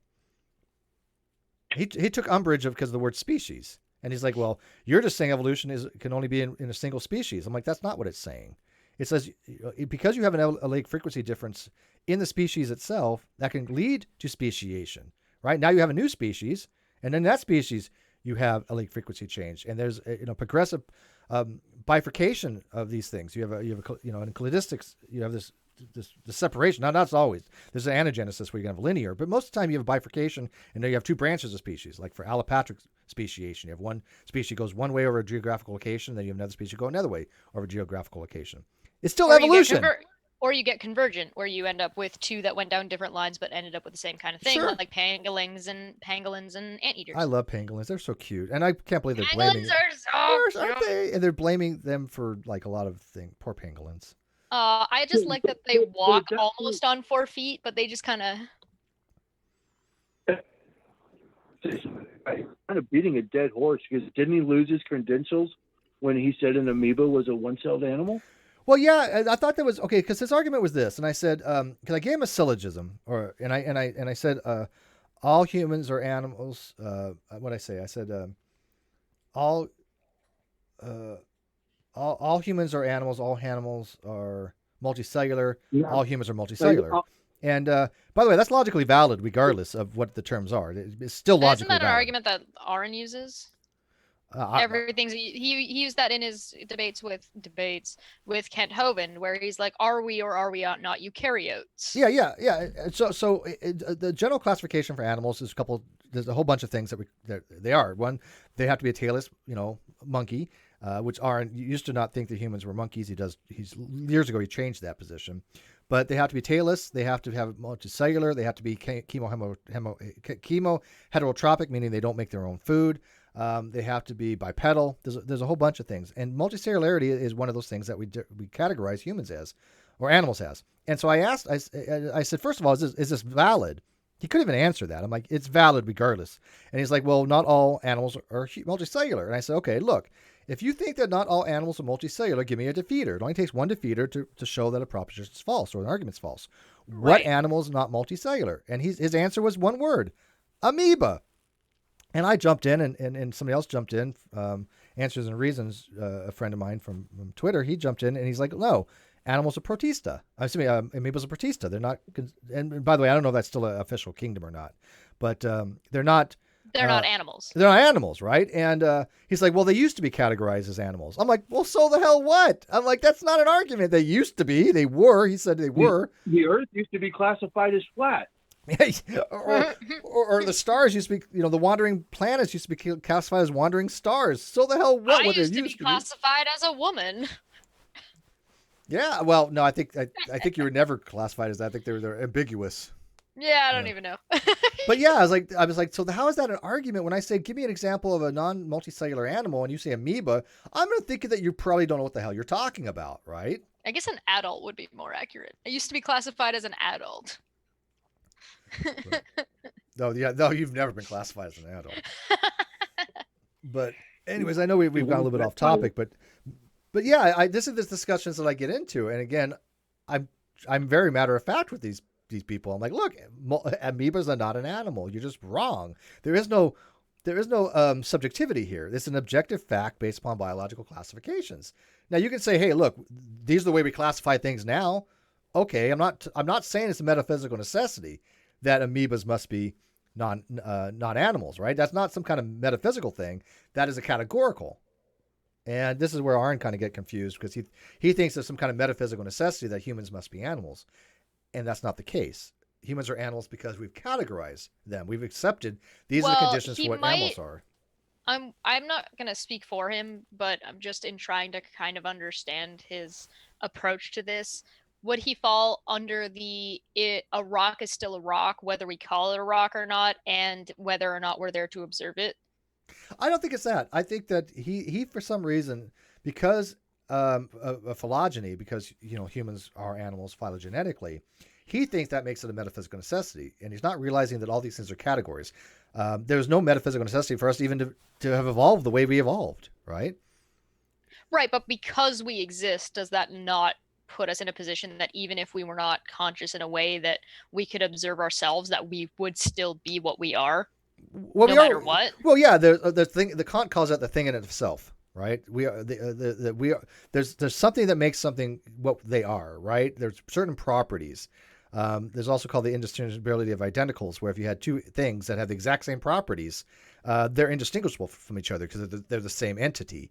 And same thing with like A equals A or Steve equals Steve. These things are what constitutes me, because Steve in some other possible worlds, not me. An animal by any other name, right? A man by any other name. It's semantic at that point, correct? Right. So yeah, I'm just wondering if maybe Arn is approaching it from that kind of. I know Matt Dillahunty has used that before, so I'm wondering if maybe Arn is approaching it from that way, but not wording it necessarily in the same name. So maybe the message is getting confused. Possible. Maybe. In that he's trying to say that a human is a human and classified as a human because it can't be anything but a human. You might be right. I don't know how I would have to ask them, But Yeah, anyways, I don't know. I'm just trying to I'm just kind of thinking about maybe that's what Aaron means, and if that is the case of what it means, that might fall under metaphysics. I don't know. but I it's a don't good know. question. It's for like Mark. I Hell know do you, I know? I know you follow Matt and you follow Aaron. Have you seen some of the flaws in their approaches on philosophy? Aaron, it took him several weeks to recognize like the word disbelief is actually understood in epistemic logic as the belief in the negation. It doesn't matter how you want to define anything. It is, if you say I disbelieve P, or I have a disbelief of P, that is understood to somebody who is in logic as you accept the negation. That's how it would be normally done in the field.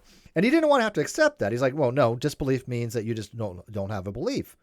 And I'm like, no, Aaron, that's unbelief. And you know how I convinced him, Mark?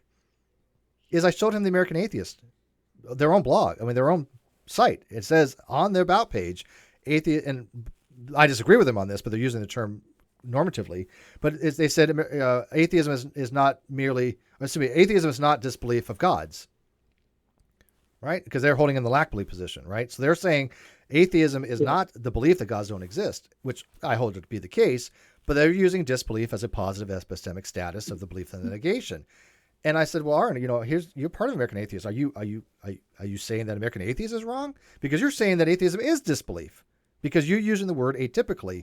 You're using it to mean somebody who merely does not believe. And that's not how American Atheist uses it. And Matt Dillahunty on Atheist Experience made the same exact mistake.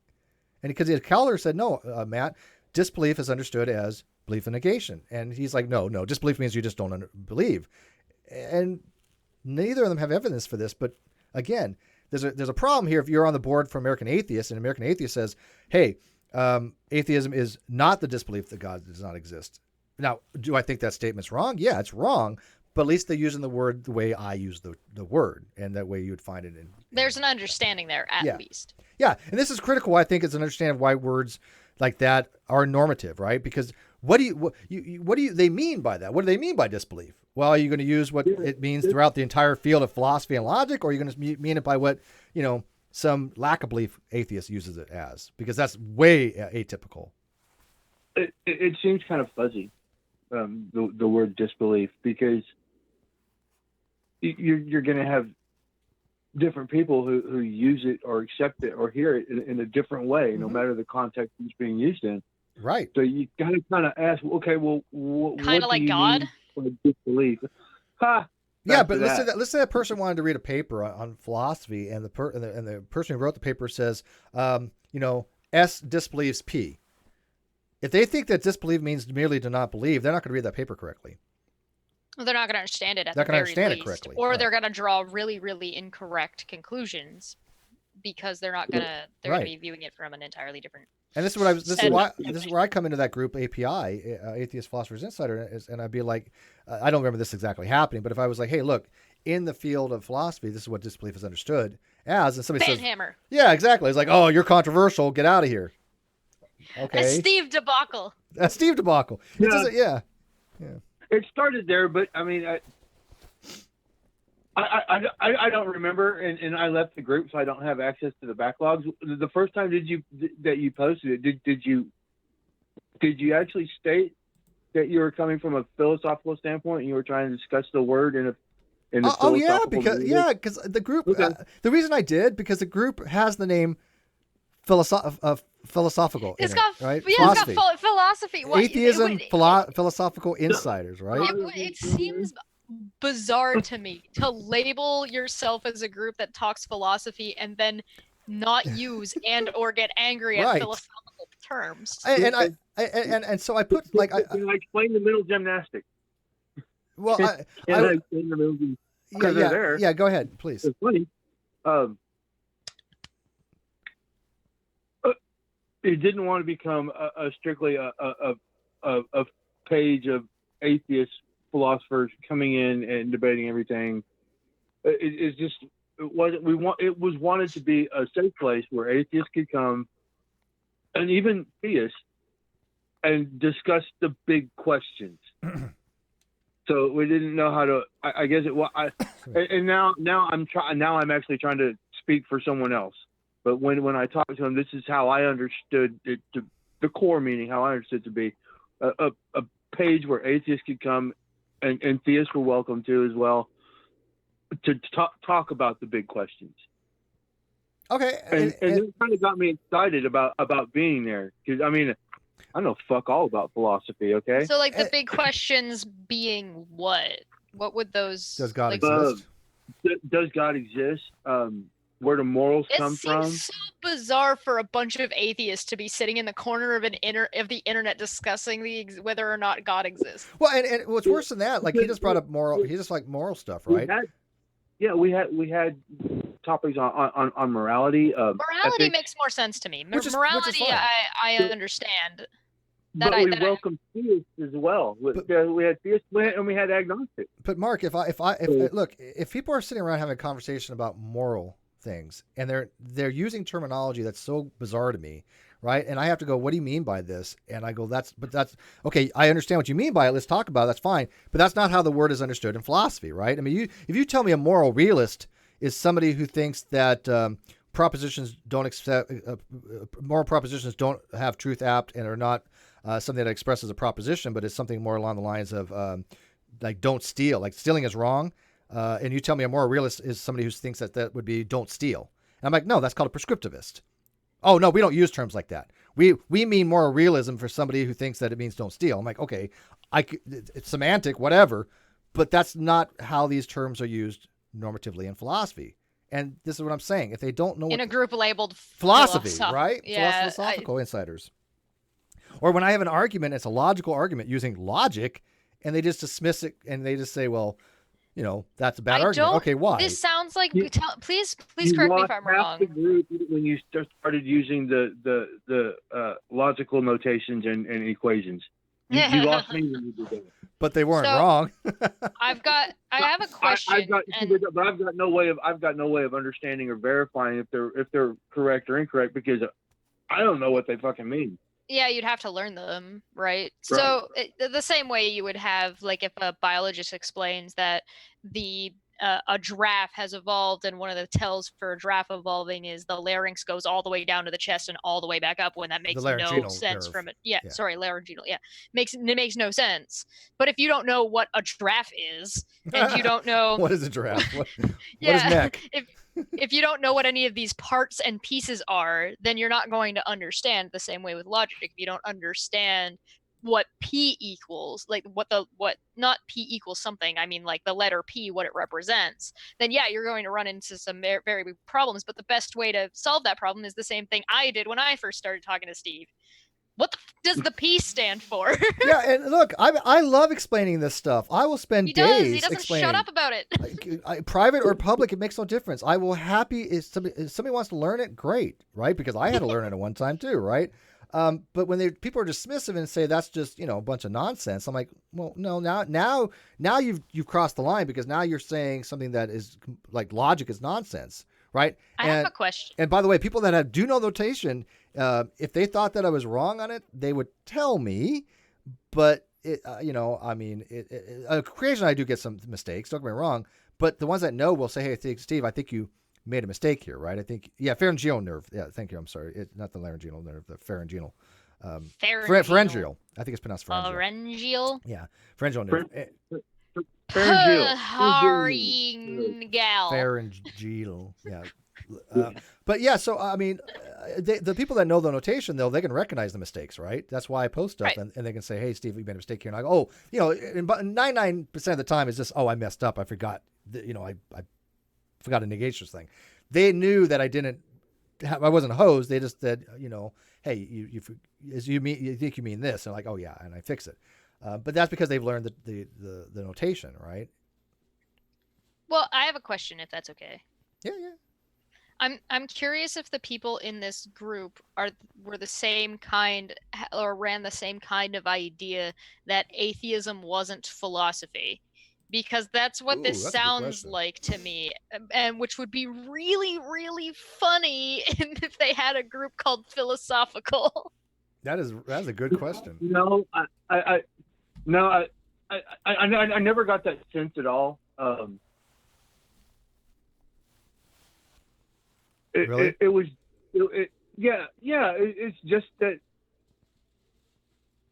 we didn't talk about those big topics in the depth and the notational clarity in which Steve was expressing them. And the reason I use that clarity is not because of any other reason except that I want to be clear, right? And I explain something in natural language. He's just trying to show off. Well, if I want to do that, I would probably go a little more in depth than I even do. And I have done that before. I mean, I have my longer proofs, and I use quantified notation. And when you use it, these universal quantifiers is a lot more complicated. But I'm not that proficient in it. This is why I don't do it. But if it looks more impressive. But anyways, we got about 10 minutes, and if I'm not finished yet, so I might start another Zoom hangout if you want to call back, Mark. And I'll just give it to you on. Yeah, once you bring third party in, you only get 40 minutes. Yeah, sorry, that's my fault. So that's why I waited to actually bring people in. Every party has a pooper. So that's why I'll give you a new link here in a few on Facebook. But yeah, so I'll say something like be the case, right? And they're like, well, where's your evidence for that? I'm like, okay, here's a logical proof for it. And they're like, oh, that's just gobbledygook. I'm like, no, this is what I said from the very beginning. Gobbledygook, racist. Yeah, but it's so funny because they don't take it as evidence. It's like, well, it is evidence because it's logic. And you want to dismiss logic, go ahead. But you asked me my reasoning. Here it is in a more formal way. That way you can at least ask somebody, go, hey, Steve says this. Go to a logistician and ask them, right? I mean, Malpass uses the same notation. What do you think I got? Yeah, it's true. You could always just cross-reference Steve with somebody else who would have more knowledge than he would. Right? Do they do that? No, because I think they're afraid they of what get mad at you because atheism isn't philosophy. Well, they were like, I am going to make a appeal sign. to authority. I'm going to make a sign that says, this is a great Steve debacle on the goblin holding the sign. And every time somebody says that atheism isn't that atheism isn't philosophy, you can post that sign that says, this is a great Steve debacle. Well, I think they get that from Paul Draper had written atheism, at least in philosophy, should be this. And I'm not sure what he meant by that, because again, I don't know how it would be used external to philosophy unless you're talking about it as a meta subject, right?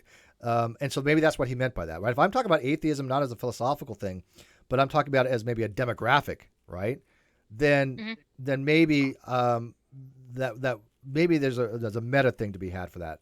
But I don't. Whenever you talk about atheism as with respect to ontology, of course it's philosophy, right? Well, yeah, that's usually the conversations you're having. You're not generally having a conversation about a statistic of the number of atheists, because then you're not talking about atheism anymore. You're talking about atheists. Super chat real quick. Go ahead. Okay, so Ghost Dog asked for $2. Okay, I'll ask, what does P stand for, Steve? Penis.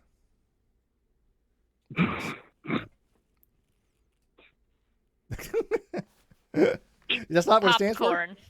So, I guess if you say penis, it gets you demonetized. But whatever. Why? I don't think it's biological. Phalangeal. P stands for phalangeal. P stands for proposition, right? So, when you have something along the lines of like snow is white, that's a proposition that can be true or false, right? Is either case that snow is white or is not. It's the claim. Right? It's the claim usually. It's called the propositional content. Yeah, it's claim. Mm-hmm. So when you believe the claim, right? You believe that snow is white. That's BP, believes P, right? Now it gets a little more complicated than that when you get into like deflationary theory, because then you have you put in a quotation. You see like angle bracket P, angle bracket. That's talking about the object as a sentence. The snow is white, or snow is white as a sentence, as quotation mark, and then as if and only if it's the case that snow is white. And there's what's called disquotationalism. Snow's not always only white. Right. I mean, sometimes it's yellow. That's a different thing that starts with P. PP. PP. Oui, oui. Ha Bonjour. So I'm going to do this so we don't all get rudely interrupted. I'm going to hang up the Zoom call. I will give you guys the number to call back in just like 1 minute. Yeah, I'll drop so you guys can keep going. I think I. Oh no, I'm not going to go another 40 minutes, so it doesn't matter. So come on back in. All right, Mark, how much time you got? You having fun? Until I fall asleep. Okay. I'm not high yet. All right, I'll give you guys the link in about 2 seconds here. So here we go. Closing this and meeting for all. Okay, and then I guess I have to keep the outside chat entertained while I'm doing this. So I'm doing this really quick. So let me give it to Chesh. Boom. Oops. Let me give it to Mark.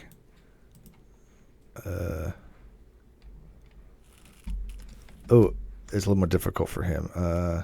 Shoot. Yeah, it's one of them is just a link. The other one's actually the phone number you got to dial and stuff. Hey, Chesh, keep people entertained for a second. Oh, she's still coming in. There we go. Chesh, do me a favor. Keep people entertained while I get Mark the invite. You got to unmute. Hello. There you go. I had to turn the audio on. That helps. I hope I'm not ruining your fun by being a little bit of a wiener face. No, perfectly fine. All right, so I just gave him that. I just assume that's why you invite me. That's 90% of the reason, right? You mean 95%? Yeah. I'm never letting that die. I'm keeping that forever. All right, that should work there. There we go. Oh, you know what? Let me get. I don't know. Did it show the meeting ID? Did the outside chat see the meeting ID? I don't know. I didn't. No, I don't think so. It's covered up by us, I think. Was it? Okay. I think so. I mean, I'm not currently seeing it. I'm watching now, though. Okay. I don't think it was either. I don't think it was. Okay. So let's see who can come in here. I don't think it was either. Because I have it on a different monitor. I have another monitor too. My landlord had an extra monitor. No, you just minimized that thing, and then you're. Yeah. I don't think it showed.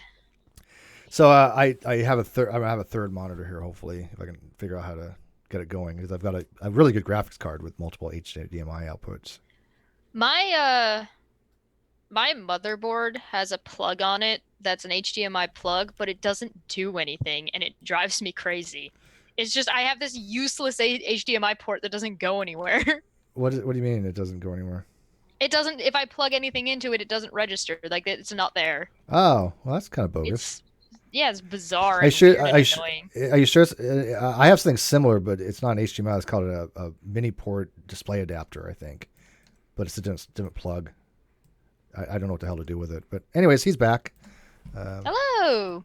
Hey, welcome back. Long time no hear, Mark. Hey, I'm back. Yay. All right. So we got about 40 minutes, which is plenty of time. So let's kind of like start wrapping it up a little bit, though. What else you want to like add onto this? Because like I said, I do appreciate that you took the time to reevaluate things, man. It's rare. And that to me is a sign of a critical thinker. Even if somebody just says, hey, look, I took the time to think about it. I still don't agree with you, but hey, whatever. I'm okay with that, right? I mean, it's like, okay, well, at least you thought about it. It's not you didn't dismiss it out of hand, right? Yeah, I mean, if I'm going to call myself a critical thinker, I can't just apply that to outside views and outside beliefs. I most importantly have to apply it to myself. Right. You have to be totally consistent. Consistency is important, and it's important to have people that are outside the community, or people who are in the community, especially people who are in the community, call out inconsistencies. And I don't mean in a call out in like, yo, screw you, you're doing this. I mean, oh, hey, this seems to be this. Can we have a discussion about it so that way it's not that thing anymore? Right. And to actually get to this position, I had to adopt the attitude, I enjoy being wrong. So then I can be corrected. I don't have to be wrong that way anymore. Yeah, I mean, hey, look, I'm not thrilled when I'm wrong, but there's a weird narrative out there. Steve never admits that he's wrong, and yet anybody who's ever watched my stuff, I'm the one that sits there and goes, "Hey, I made a mistake. Let me fix." Isn't that admitting I'm wrong? I do it frequently. I think they're trying to count the times that other people have proven you wrong. You know what's so funny is that on like some of my arguments, I have a lot of people in my live chat, people that have been around for years. They salivate at the idea that somebody might prove me wrong one of these days. You mean like salivate? Salivate, yeah, salivate. I just proved him wrong. I have a problem with him. words. Too much coffee. I'm really buzzed right now. So it's I need a glass of water. They wait for that, right? And that's why I think a lot of the stuff I watch is if somebody could come in and give me a good run for my money, right? Now I'm not talking about like on a lot of topics that I'm just ill prepared for. I admit that, right? Yeah, I'm probably wrong on a lot of stuff. But on my main arguments, I haven't seen anybody even remotely come close to be showing me wrong. And most of them, and I this is personal experience only, so it's anecdotal, but almost always they never even get my argument right. when they want to disprove my argument. And so when I ask somebody, can you articulate the argument to somebody so I at least can say that you understand the argument well enough to try to disprove it? I did this the other day. I had actually tagged Sweet Heathen on a thread, and I said, hey, can you explain to Sweet Heathen the argument? And I got nothing. They couldn't do it. I got absolutely nothing. You know, I was like, so poor Sweet Heathen is going, but I need to understand it. Although she did understand it, but kind of playing along. But it's like, if you can't understand the argument, how are you going to disprove the argument? And that's why it's very frustrating, because there's arguments out there that I can't disprove because I don't understand the arguments, right? I'm like, hey, this is an argument I don't get. This is why when I was trying to do the blog for Alex Malpass and William and Craig, it took me 3 days. Why? Because I didn't understand the argument. Right? Right. Yeah. Because we talked about that and we straight up said, we don't know what they mean. We don't know what they're saying. They seem to be confused and talking about two different things. Yeah, and we did, and I kind of understand the argument much better now. And before I was like, well, William and Craig, I don't see him being wrong on this, right? I think he's actually right. Come to find out that yes, he was right. However, he was actually wrong as well, because what I thought was the argument wasn't the argument. Alex wasn't arguing that. Alex was arguing, sure, he's right about this, but he's not right here. And I'm like, oh, okay. But again, it took me days to think about this, because it dealt with modal scope fallacies, and it dealt with what's called future perfect tense case scenarios. And I'm like, wow, this is really complicated, Right. Yeah, and that's why we kind of had a pre-show to that one, because we had to sit there and be like, okay, we need to walk through a bunch of this so people have the base to understand the discussion that's even happening when they watch this debate. Yeah, and we only got through part one. We didn't even get to the main crux of it. It wasn't until I got MJ on where we started talking about the main crux of countability of numbers. And if will you actually count all numbers? If you count all countable numbers, do you actually count all the numbers? And it depends what case you're in, whether in your future case or in the future perfect case. And this is where I think that William and Craig, a lot of the people I've talked to think William and Craig's confused, that he always is thinking in the future tense. But as Alex pointed out, he wasn't arguing in the future tense. He was arguing in the future perfect tense. In one case that it holds, the scope holds. In one case, the scope doesn't hold. And his argument was basically, look, here's two rules of inference, okay? In one case, it's clear that they do not hold.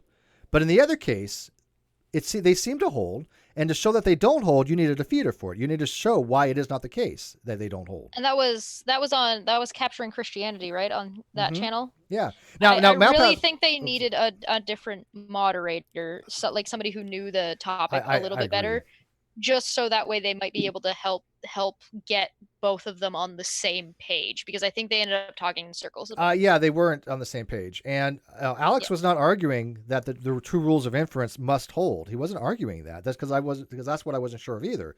But after talking to them, what's the word clarifying? He's like, no, I'm not saying that they don't hold, but he's saying that they don't hold. And it's like, well, he has to show that they don't hold, right? Not just assume it. Right. Yeah. And it was a bizarre, like, okay, if Steve is a layman in philosophy, I'm like, I can kind of figure out what they're saying, usually kind of a little bit most of the time. So usually I'm just around to question the analogies or make analogies to see if I've got the right idea of like the concept. So half the battle right there, right though? What I'm saying is us on Non Sequitur would have been a way better host for that debate. Just saying. Well, I wouldn't have been a good host because I didn't understand the topic at the time. But anyways, that's the I put in the live chat. Yeah, but you would have asked the right questions. Which means you would have been able to understand the debate at the time, because you would have been able to figure it out. Yeah. Yeah, and Alex said that wasn't an introductory level. I mean, he even said they weren't there to explain to the people. They were having conversations with each other, and I get that. By the way, the website that I linked, there is a certification error. That certification error is usually because the date on the certificate is off for some reason. My webmaster will fix it, but I assure you the site is safe. I've had it for years, and Justin Franks, who's in the live chat most of the time, he's my webmaster for it, and he's a good guy. But anyways, I put in the video description if people want to read my blog on it, and you can see why it took me several days to get that blog out. And it still might not be perfect, by the way, by any stretch of the imagination. And I really kind of wish I would have explained it a little bit differently.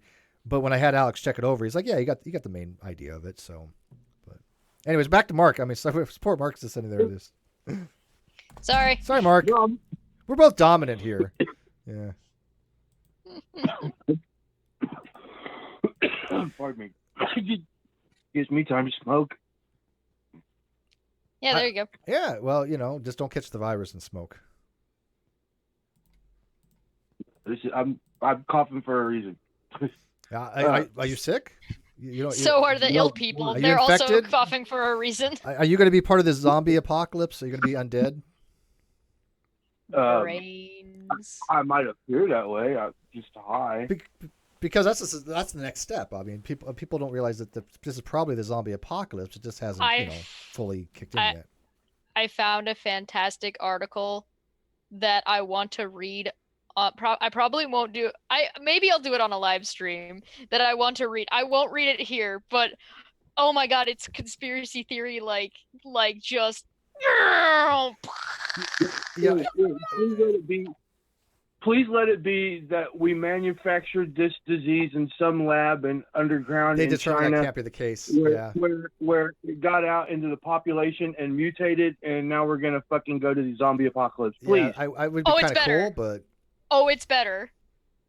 Oh, it's better. what? Okay, what is it? But real quick before you do, what it is?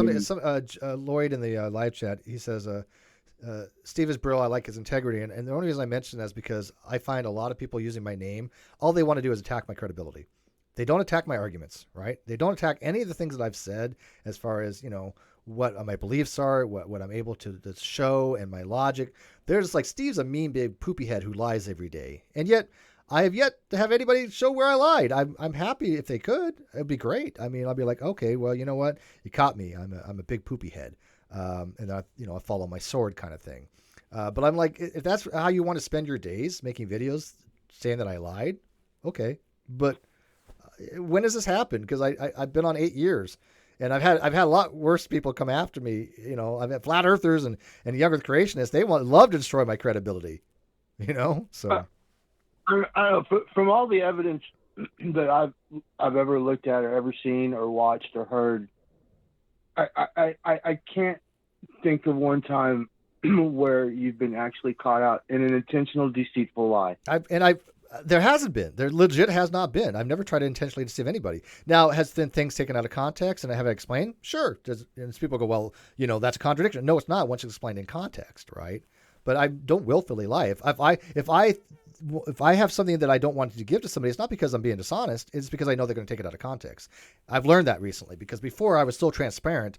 I would just throw all cards on the table because I wanted to have full transparency. But after talking to like Cheshire and Reds and other people going, you may not want to be that way because you're going to have people take it out of context and now you're going to spend forever trying to explain to people. Just don't bother with it. There's a level of transparency that's a happy medium, right? And I think that's the be case. transparent about it, but that doesn't mean you have to repeat yourself over and over and over and over again. Or tell everybody every little thing in my life, right? Right. You've got to build people up to the level where they understand everything that you're being transparent about.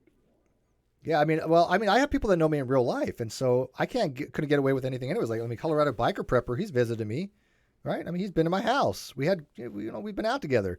I have Keno Browner who comes around. I've known her for like over a decade.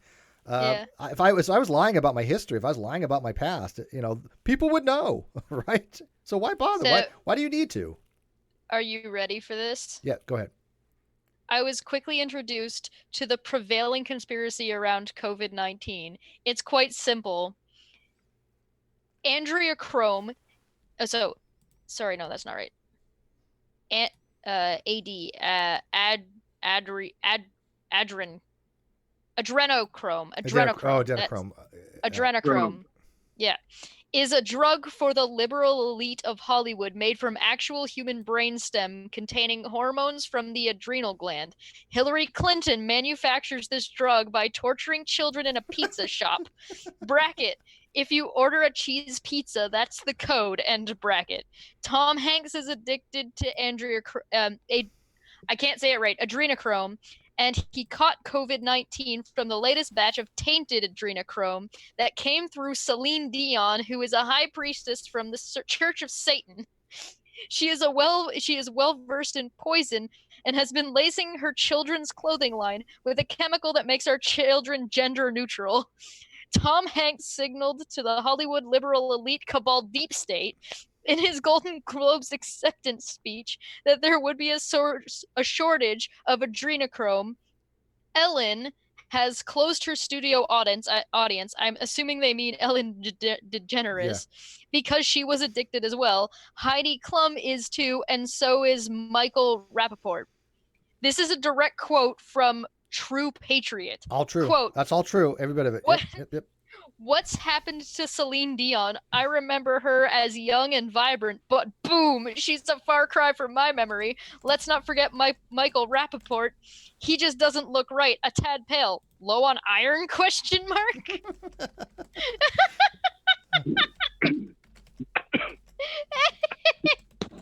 Hillary Clinton makes it. She makes it. She's a chemist. Yeah, she's a chemist. From children inside the back of a pizza shop. Don't order the cheese pizza. Yeah, and really never order pepperoni. Whatever you do, please don't order pepperoni. Yeah, but now I want a cheese pizza. It's so funny because they're like article about this. Well, that whole pizzeria thing, that whole what is it, ping pong pizza or whatever, they're like, it happened all in the basement, and people went down there like there isn't even a basement. It's like, how gullible are people to think this way? It's just ridiculous. But man, you're welcome for that, by the way. I found that today. She searches for this kind of stuff. I don't know. I can't do it. So it kind of brought you up to where I'm at and what I've been going through and what I've been keeping up with daily and weekly for my either enjoyment or education or whatever on the computer. And I just happened to be watching your Caffeine Corner the other day, and you were, or no, it was your atheism, and you're talking about how all these admins that are how they're acting and they're kicking you out of your group. Like, holy shit, those are assholes. Fuck, that's not a reason I not had to stop and go. Fuck. Oh wait.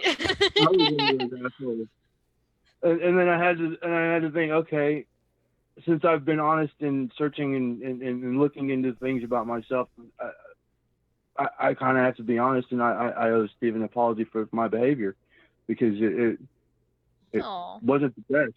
And that's one of the nicest things I've ever heard. I mean, a very long time. I mean, that to me is like one of the most honest integrity things that I could possibly imagine. I mean, how rare is something along those lines? And not only do I fully accept it, it's just like I praise somebody for that. I mean, it's just amazing that people can change like that. And because I mean, look, the reality is, I'm just going to say it. I'm really an actually pretty nice guy. I really will help my friends out. I do love my friends and people that I care about. I think a lot of people are shit. Don't get me wrong. But I mean, if you've ever visited me in real life, I mean, I had a guy come down from Arizona to come visit with me. He was visiting with his mom, but it was like an hour away or something. But he took the time to come take me out to lunch. I think it was Christopher. And dude, I mean, that's just, it's amazing, right? And so when I have Gary, Colorado Biker Prepper, he's come down and visited me. I'm flattered, and people can tell you I am not this monster that people make me out to be when I like some Facebook groups that Steve's is causing a division and Steve's causing a schism and the great, what is it called? Cheshire now? You took the great Steve debacle.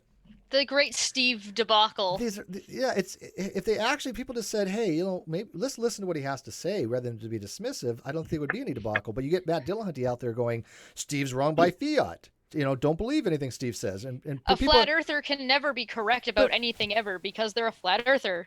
But people have told him, hey, if you think Steve's wrong, why is he wrong? And then he'll either say nothing, or he'll just have some argument that has nothing to do with mine, or get my position wrong. And people have told him that's not his position. I had people even telling me, Matt strawmanned you again. I legit have people that watch the show, the American Atheist Experience, and go, hey, they talked about you either directly or indirectly, and they got your positions wrong again. And it's like, well, what are we going to do at this point, right? Yeah, Steve is just there to troll. That's it. That's all I've been doing for 8 years. I'm a mean poopy head troll because I get off on it because all I have had to do is suck off Matt Dillahunty, and I probably would have been popular in that My group. favorite is that you could you you could literally ask one question and it's a legitimate question, or it's at least an honest question in that you're trying to either make a point or you're trying to get somebody to see what you're saying, and it's immediately they get mad at you. I mean, that happens to me all the time, and that's how I've found the best way to figure out if somebody's actually sea lioning or if somebody's Mm-hmm. wasting your time. Even if they are honest, sometimes they are in fact wasting your time because maybe they didn't read the posts that they're asking questions about, stuff like that. And it's just like, how far are you along in this situation? What do you know so far so I can answer your question? And then they get mad, and it's like, oh, so you don't know anything and you didn't even read it, so you're wasting my time. I'm not going to See answer it your all the question time. because it's a waste of my time. Oh, Welcome, well, fuck welcome to you Twitter. then. That's like 90% of Twitter when people message. Right? When they ask you a question. I mean, I get asked legit questions too, but I mean, a lot of times in the past, and I don't put up with it any longer. But I have somebody say, "Hey, I've heard this. Can you I'll be like, "Okay, blah blah blah," and then all of a sudden, they turn out to be this real ass, and they knew more about what than they let on, and they're like, "Oh, but this and this." I'm like, "I've already explained this. You asked me, I explained it, but now you're going back, to an hour ago." Now all of a sudden it's like, oh, this person does know more about this than they let on. That's dishonest, and they Sea still getting it wrong. lioning. Sea lioning is a term that we went over on one of the caffeine corners. If you're interested, we did a whole episode about it and explaining it. Also, I drew a new goblin. Can you give them a brief summation of what it is, though? But go It's when watch it. somebody, Yeah. yeah, go watch it. But a brief summation is somebody who asks questions or approaches a situation honestly just to waste your time and troll you. They're Yeah. not actually being honest. They just pretend to be an honest agent. Get it all the time. I have been sea lioned frequently, and I admit it. I fell for it, but I'm much more aware of it now. Oh yeah. And I haven't been in quite some time because I don't bother with it. If it's somebody that I know, like, if Nick said, "Hey, I got a question for you," I know he's not sea lying, right? If you ask me, out of the blue, "Hey, Steve, I heard this," I know you're not sea lying. But if I get somebody with no avatar that made their account 1 day ago or 5 minutes ago, and it's like, "Oh, hey, you don't know me, but I've heard this, this, and this," there's gonna be Red's some rhetoric just trepidation showed there. up. Red's rhetoric just showed up in the chat. He says, "Happy 300." Holy fucking hell! Yay! 300 as of 30 minutes ago. I didn't even notice. Somebody had been Woo! waiting for that. So, Mark, you may know what we're talking about, but I have a timer on my video. 300 days, 0 hours, 31 minutes, 29 seconds since Kyle Curtis said he was going to pay me 300 days ago, and yet he's the honest one of non sequitur, I guess, right? The guy that lied about having a lawyer, lied about having a CPA, lied about having money for me, lied about sending videos to a lawyer, lied about me causing the being the reasons why things have been resolved, lied about the list is probably quite long, but of course, 300 days, and people are still like, "Well, Steve's a big meaty poo poo head." Okay. I followed it, and please don't take this the wrong way because it's not a reflection on you. It's just I followed it until I got sick of following it. Yeah, no, I don't get that. No, dude, we all get laden. We all get weary. You don't think we're sick of following it? We have to follow it. Yeah, exactly. If I got I don't blame you. that quick and y'all are still going through it, I can't imagine how y'all feel. Well, that's why we only do updates every so often, right? Because When there's actually something to update. Right. Because I don't want it to be something we talk about all the time. But we had a supplemental affidavit, and so we talked. I haven't even talked about that, and I probably should. But we're waiting for some other things too. But yeah, I mean, it's been mentioned here and there, but we haven't done like an episode on it or anything. Yeah. Show on it. Yeah. I mean, we will eventually, but I mean, again, I don't want to use the non sequitur name for views on this channel. That's not what it's for. It's for to tell people about the situation, but I'm not going, "Oh, look, I want to have a video and 300 people watch it, so I'm just going to throw in the name non sequitur," like I have people do with my name. "Oh, I'm going to make a video that deals with Minecraft, but I'm going to put Steve in there," or "I'm going to make a video dealing with art." To be fair, I did just do that. She made a video today going, "Art Steve doesn't want you to see. Steve exposed." And I spelled doesn't wrong. Got like 3. Yeah, you've got the apostrophe, by the way, too. But she got like 3 billion views on it or something, Yeah, it's great. I also, when we were playing Minecraft, took over the GDC Discord. As well as you should. Yep. But anyway, so let's wrap this You up, can't guys. take something over that it's mine. Is it really a takeover if it's already belongs You to do me? 95% of it, sure. Yeah. But anyways, Mark, I do appreciate this, man. Like I said, this shows a lot for your character. And by the way, this was an awesome discussion. This shows that we can actually have actual dialogue, which is a little bit different voice than it is in writing. Writing doesn't impart emotions a lot, right? You could use emoticons and smileys, you know. And by the way, Steve's gotten better at that, but he's still not that great. It's a shortcoming. But hey, everything's better with a smiley face. So a smiley face makes everything better. Bitches love smiley faces. Bitches love them smiley faces, man. So. Bitches love leaves. So why don't you have your final thoughts, and then we'll call it close. But I want to leave it with you, Mark, of anything you wanted to add or. I don't know. I mean, you kind of wanted to ask me about what my story was and how I got there, and I had to think about that. And all I've done is explain to you who I was, and I'm not in the position to think I have a story yet. I think I'm finally learning the tools to start writing my own. That'd be awesome. Right? No, I think that's amazing, especially, again, people can be involved in these things, and that's fine. But I think it's even better when they not only just get involved, but they add to the dialogue. They either make up their own arguments, or they run their own beliefs and say, okay, well, I think this is the case. Let me argue why. And they add something to the dialogue, right, wrong, or indifferent. Right? It doesn't really matter. At least they're trying to add to the dialogue. And I think a lot of people are afraid to make mistakes, and they say, well, I believe this, but I have a crappy argument for it, and I don't want to run it. Well, let's make it better. Maybe, I think the situation kind of sounds to me, and forgive me if I'm oversimplifying it or if I'm incorrect. It sounds to me that it was like you got caught up in so much caught up in just your day-to-day involvement that you got stuck in a tribalistic mindset, and that tribalism fell away quite easily, which is a good thing, which is like a props to you for that. Mm-hmm. As soon as you were able to take a step back from it and kind of breathe for a couple of minutes. Yeah. Like just step back from the arguing and the group tank.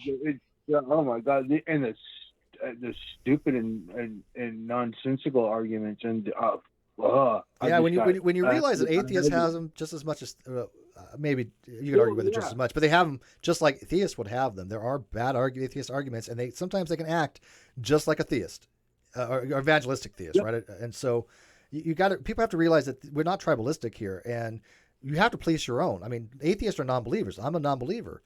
And so even on my Facebook page, people are like, well, why are you going after atheists? You're in the same non-believing camp. I'm like, because I don't want them to represent me when they're saying stupid shit.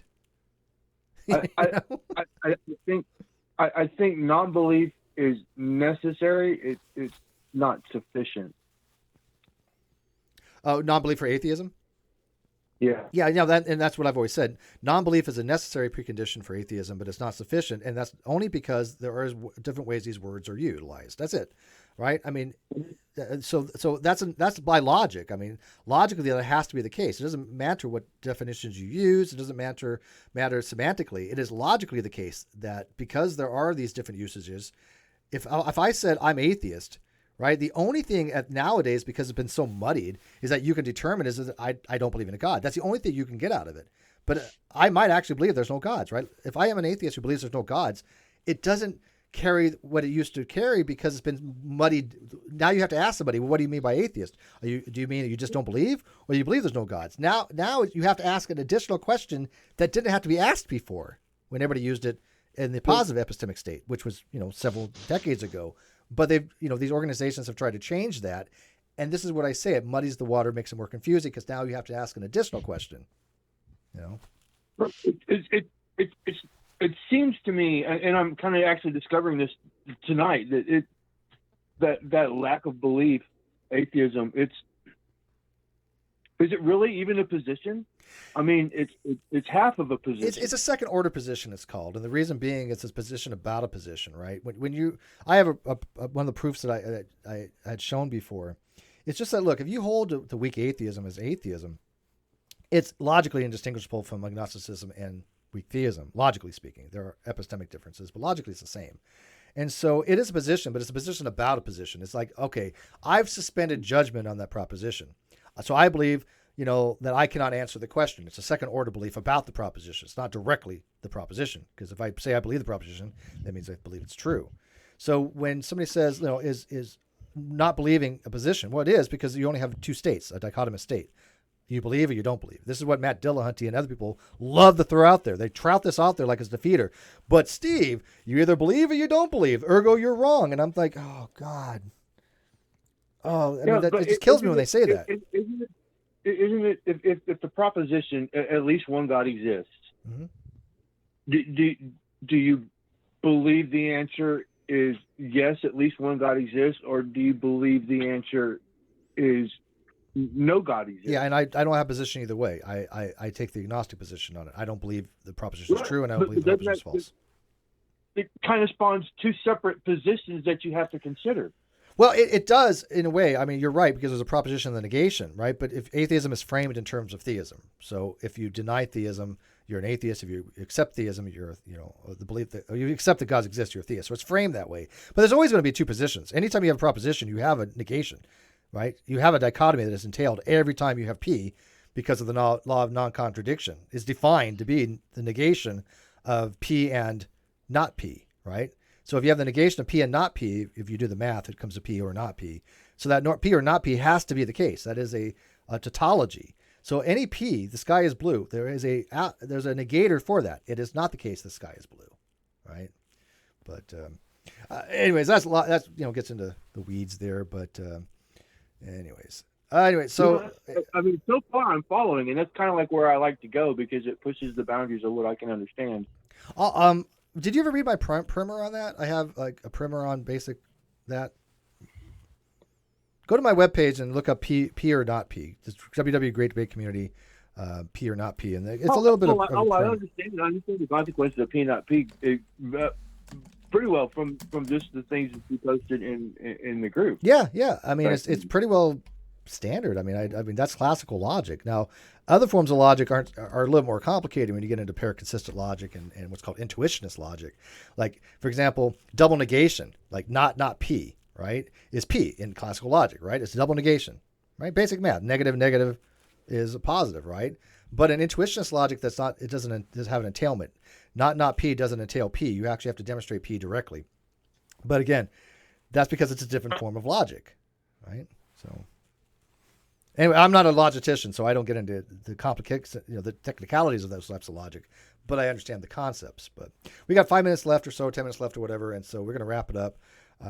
But Mark, I appreciate it. Keep on chugging on it, man. You got questions? Message me. I'd be happy to try to help you as I can. And I'm glad that you listen to the channel now, it sounds like. So I hope Steve has realized that in the chat he's just getting the hell memed out of him. Mm-hmm. Yeah.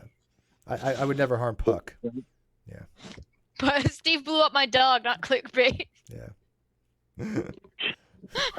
That's going to be the title of the next Minecraft stream. Somebody had posted something, and who was it?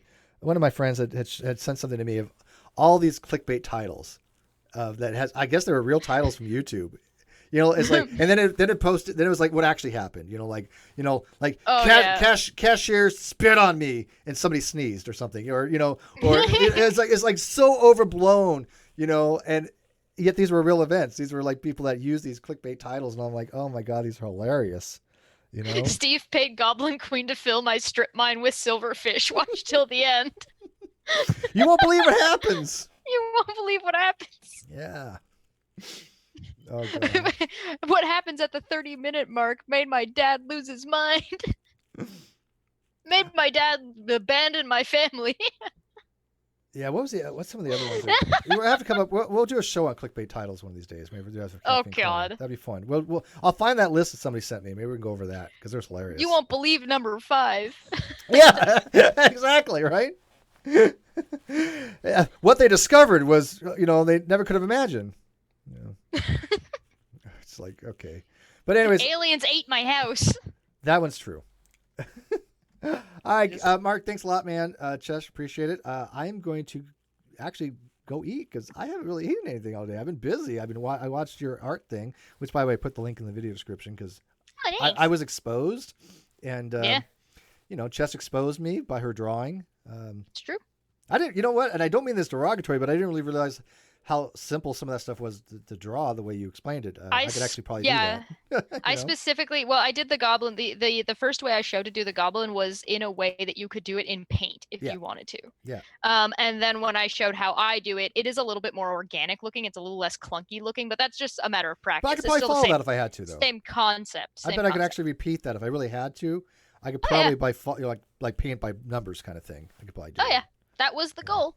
Although, do you use a stylus? Yeah, this is my tablet. Okay, so you do. So that makes a big difference. Yeah. My tablet is an XP Pen 12 Pro. I have a small tablet, but it's for writing, but it's mostly for. This thing is fantastic. This thing costs like $200 to $300, and there are varying of it that you can get. But this thing works better than my Wacom ever did. That's not a Surface. It's called. No. This is a so it's got a this is a screen. So this is a screen here. So I'll duplicate or I'll extend my screen, and so I can draw straight onto it's like drawing on paper in that way. It's not like a tablet, it's not like a tablet as in it doesn't show anything and I have to look up. It's a tablet that it's a screen tablet. Okay. All right, guys. Like I said, I got some other stuff hopefully planned later on this week, but I am taking tomorrow off. I think I took Sunday off. I didn't even talk to anybody really on Sunday. Tomorrow is that time of the month. Oh, well, watch that. There you go. We also might have a Minecraft stream. I'm not sure. It depends on how my day goes a little bit. So if we do a Minecraft stream, you'll get to see Steve blow up my dog. I'll jump on a Minecraft stream. I mean, it's been a while since I played it, so it's been a long while since I played Minecraft. But that's fine. You have to tell me the basics. But I remember I made like roller coasters and stuff. Nobody help him. Make sure he spawns at nighttime. No, I know I don't spawn at night. Yeah, no, and creepers I know. All right. Good night, guys. Thanks. This was fun. Thank you, Mark, very much. So again, keep watching.